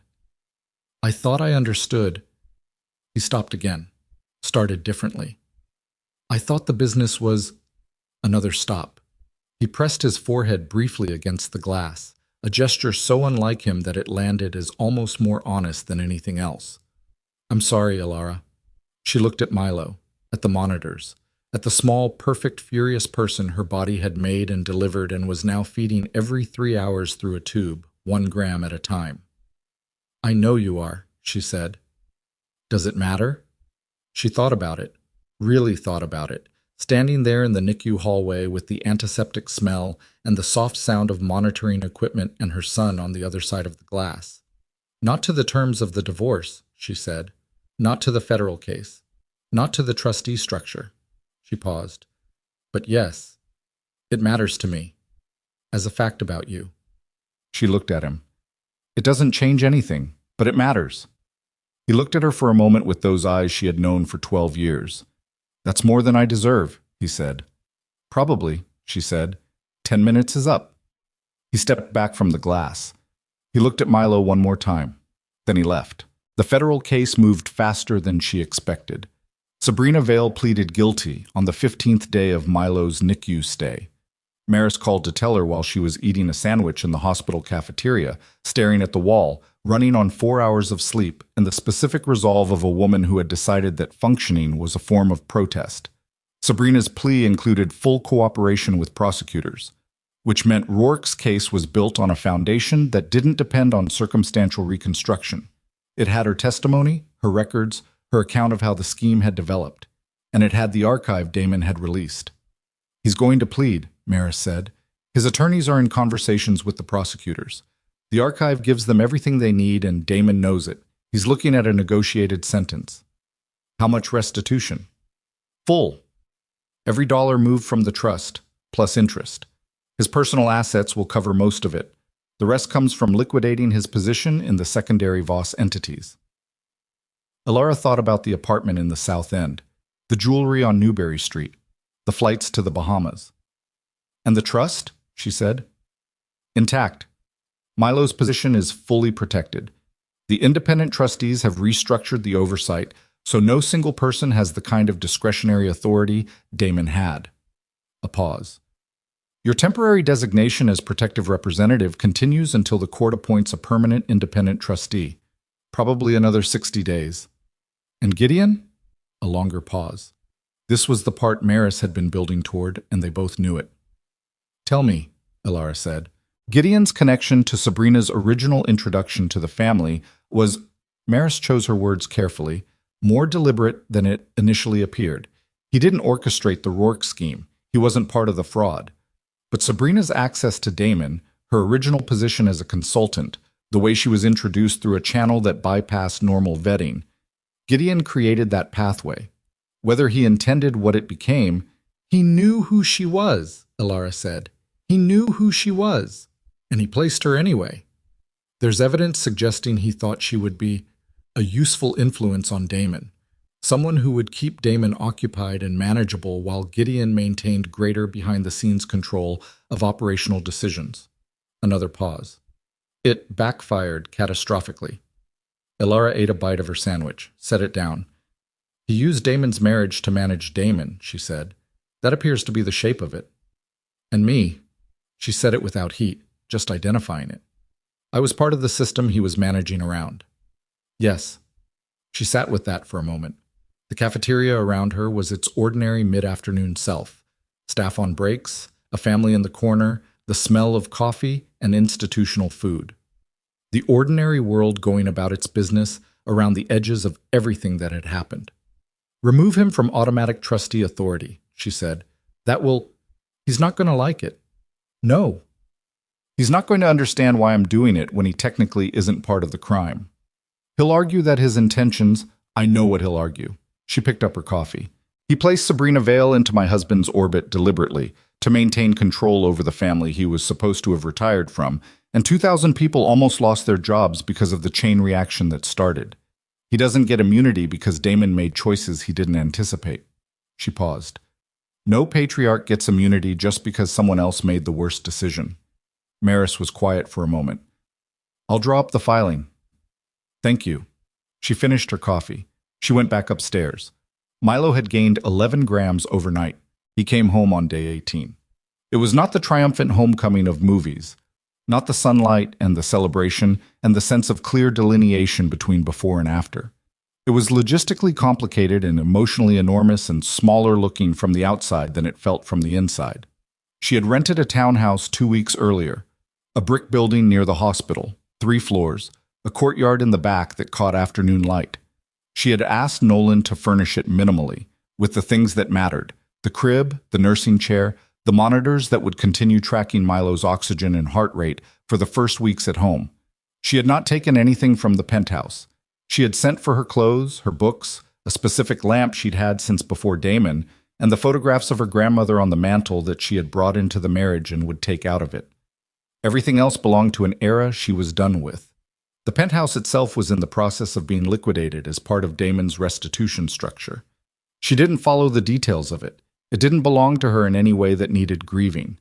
The townhouse smelled like fresh paint and someone else's past, and the specific neutral possibility of a space that hadn't been inhabited yet. She walked through it on the morning she brought Milo home, before the hospital discharge, and she stood in each room for a moment and felt nothing like nostalgia and everything like relief. Nobody here wondered whether she belonged. She simply did. The letters began 6 weeks after Damon's sentencing. He had received 3 years in federal prison, reduced from the initial exposure because of the voluntary archive release, because of his cooperation after the arrest, because his attorneys were good and the prosecutors were pragmatic and the system moved in the directions that systems moved. 3 years. She had thought she would feel more when Maris told her the number. She had expected something, relief, or grief, or an anger, or the specific hollow satisfaction of a conclusion that cost more than it gave back. She felt something quieter than any of those things. Something that was mostly just the recognition that it was done, that the machinery of consequence had completed 1 full rotation, and that the number on the sentence was ultimately less important than the fact of the archive, of the Eastport employees who had not lost their jobs, of the trust that now had oversight structures that would outlast everyone in this story. The letters arrived monthly, always addressed to Milo, never to her. She stored them in a box in the closet of his room, a shoebox, nothing ceremonial about it, just a box she'd picked because it was the right size. She didn't open them. They weren't hers to open. One day Milo would be old enough to decide for himself what he wanted to do with them, and that day would come or it wouldn't, and either way he would have the choice. That was all she could give him on his father's behalf. The choice, preserved and waiting for when he was ready. The final trustee meeting happened on a Tuesday, 2 years and 3 months after the morning she had placed divorce papers in front of Damon Voss. Milo was 2.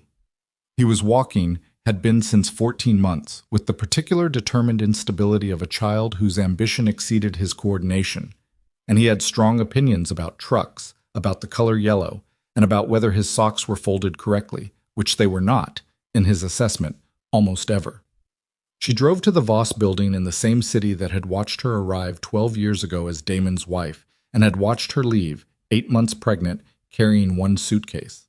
The city had not changed. She had. Gideon was in the boardroom when she arrived. He had aged, not catastrophically. He was still upright, still precise, still carrying that careful bearing that had served him for 70 years. But the 18 months since his removal from automatic trustee authority had taken something from him that wasn't coming back. The confidence that came from absolute control. The specific ease of a man who had always believed his management of things was identical to his ownership of them. He looked at her when she came in. She looked back. There was no warmth between them. There had never been warmth between them, not really. What there had been was a careful mutual recognition, and that remained. "You look well," he said. "Thank you." "The boy?" "He's well." He nodded. He looked at the table. He looked back at her. "I'm told you're going to sign away the protective designation today." "Yes." "The independent trustee is competent. I've reviewed her record." "I know. I was part of selecting her." A pause. "You could have kept the position." "I know. The trustees offered it to you. Full authority." "I know, Gideon." He looked at her with the expression he'd had in the club on Exeter, the day she'd laid the trust documents in front of him. That recalculation, that slow, reluctant revision of a model that had been wrong. "Why?" he said. And she understood he wasn't asking about the position. He was asking about all of it. Why she hadn't taken more when she could have. Why she'd walked out of a boardroom instead of sitting down in the chair they'd offered her. Why she'd spent 2 years rebuilding a life from a townhouse near a hospital instead of staying in the wreckage of the Voss empire and making it hers. She thought about how to answer that. She thought about 12 years in rooms where people looked at her and saw what they expected. About 12 years of being assessed and filed away and underestimated in ways that ranged from irritating to cruel to, in Sabrina's case, something that had intended to be a weapon. She thought about the chair in the boardroom, about how easy it would have been to sit in it, about how much of her life she had spent proving she was worthy of exactly that kind of seat. "Because I didn't survive being treated like an outsider," she said, "just to become another person who treats people like they are." She paused. "And because I've watched enough powerful people confuse stewardship with ownership to know that I don't want to be one of them." Gideon was quiet for a moment. "That's a harder choice than it sounds," he said. "Most honest choices are." She sat down. She pulled out the documents Maris had prepared. She read them once, she always read everything once, a habit she was not going to stop, and she picked up the silver pen that was waiting on the marble beside the folder. She looked at it for a moment. The same silver pen, the same marble island. 2 years and a complete dismantling of one life and the construction of another, and here was this pen in this room as if time were less linear than it presented itself. She signed. That afternoon she took Milo to the harbor garden. It was an October Tuesday, cool and clear, the harbor doing what the harbor did in October, moving steadily under a sky that couldn't decide between blue and gray, and had settled on something honest in between. The garden was mostly empty, a jogger on the path, an older couple on a bench near the water, and Damon on a bench near the maple tree. He had been out for 4 months. She had known he was coming today because the supervised contact schedule had been confirmed through attorneys the week before. This was the second visit, the first having been 3 weeks ago at a park in Brookline, where Milo had spent 30 minutes ignoring Damon entirely in favor of a pigeon he'd decided needed following. Today, Milo had his truck. The blue one, battered now, one wheel that had been wobbling for months. The paint worn off the cab from being dragged across every surface in Elara's townhouse. Damon was in jeans and a gray jacket she didn't recognize. He looked thinner than she remembered. He looked like a man who had spent 18 months in a federal facility being quietly returned to something more essential than what he'd been before, and who was still in the process of figuring out what that meant. He stood when he saw them coming. Milo looked at him. Damon looked at Milo. Elara stopped walking. Milo took 3 more steps on his own, stopped, looked at the truck in his hand, looked at Damon, looked at his mother. "Go ahead," she said quietly. He looked at Damon again. Then he walked to him, that determined wobbly walk, and held up the truck. "Fix?" Damon looked at the truck. He looked at his son. He looked at Elara. She kept her face open, waiting, not guiding him. He looked back at Milo. "May I see it?" he said. Milo considered this with the gravity of a 2-year-old assessing a proposal. Then he placed the truck into Damon's hands.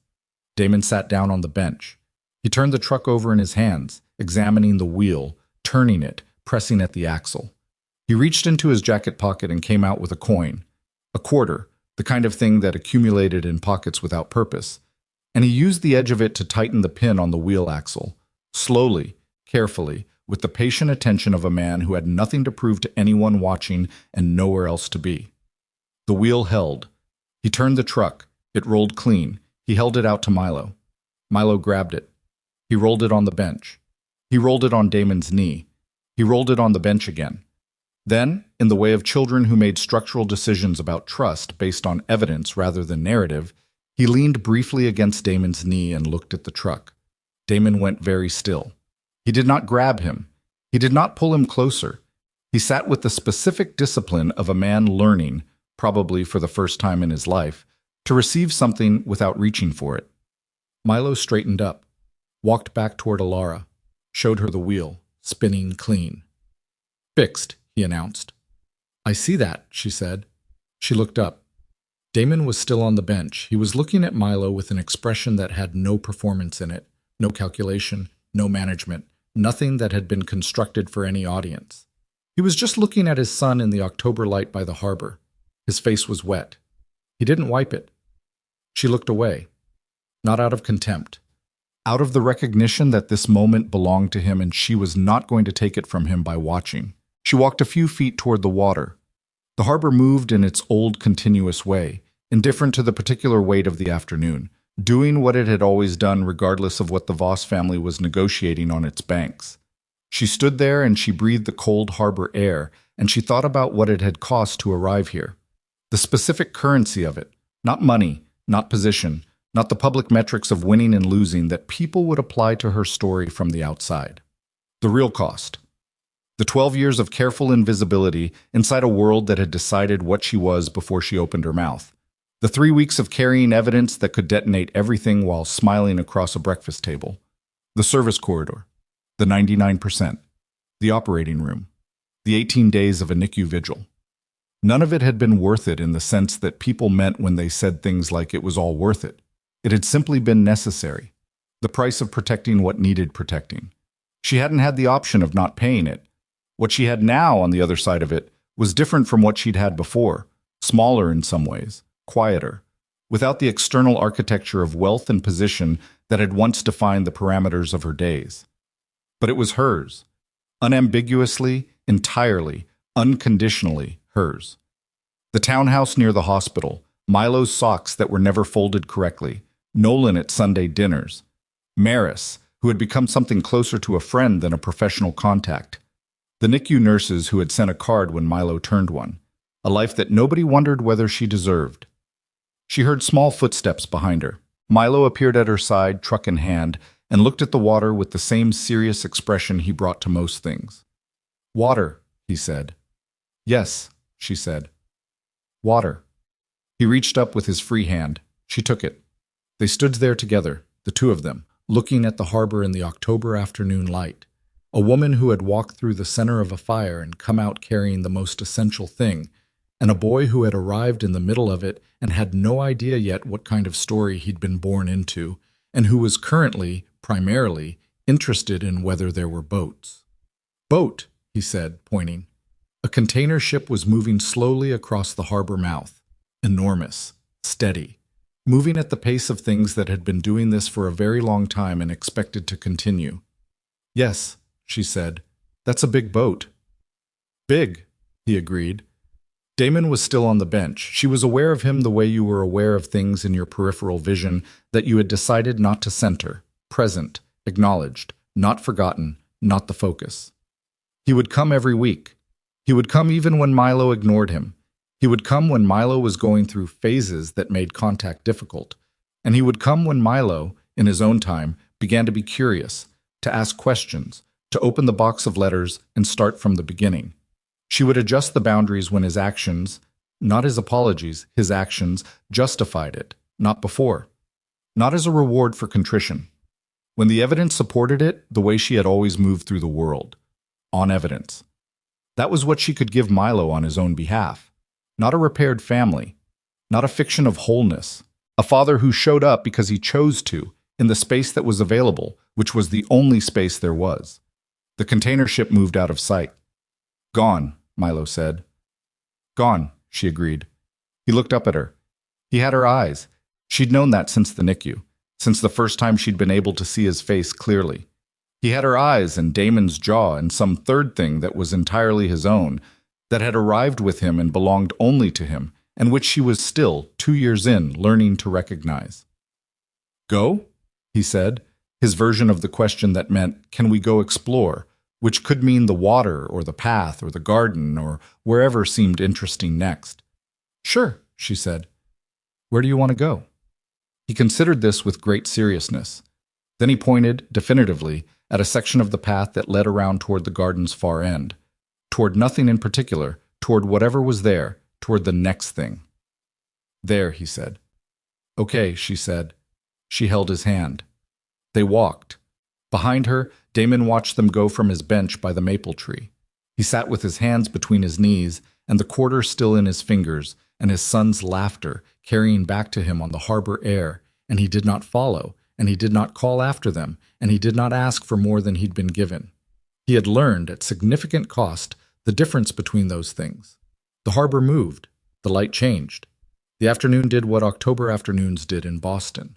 Tilted slowly toward gold and then toward something cooler and more honest.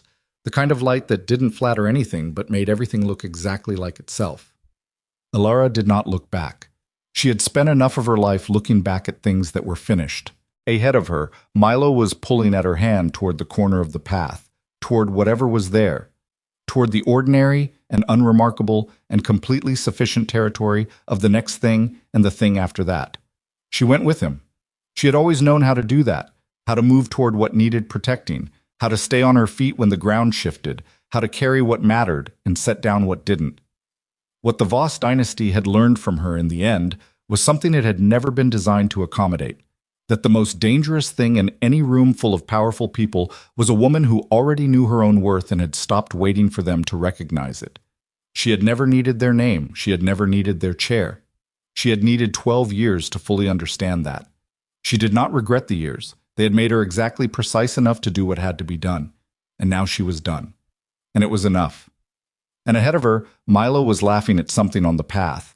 A leaf, probably, or a bird, or some ordinary small wonder that 2-year-olds found in places adults had stopped looking.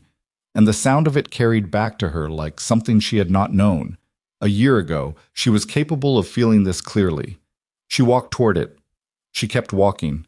The harbor moved behind her. It did not need her to watch it. It had always known how to move on its own.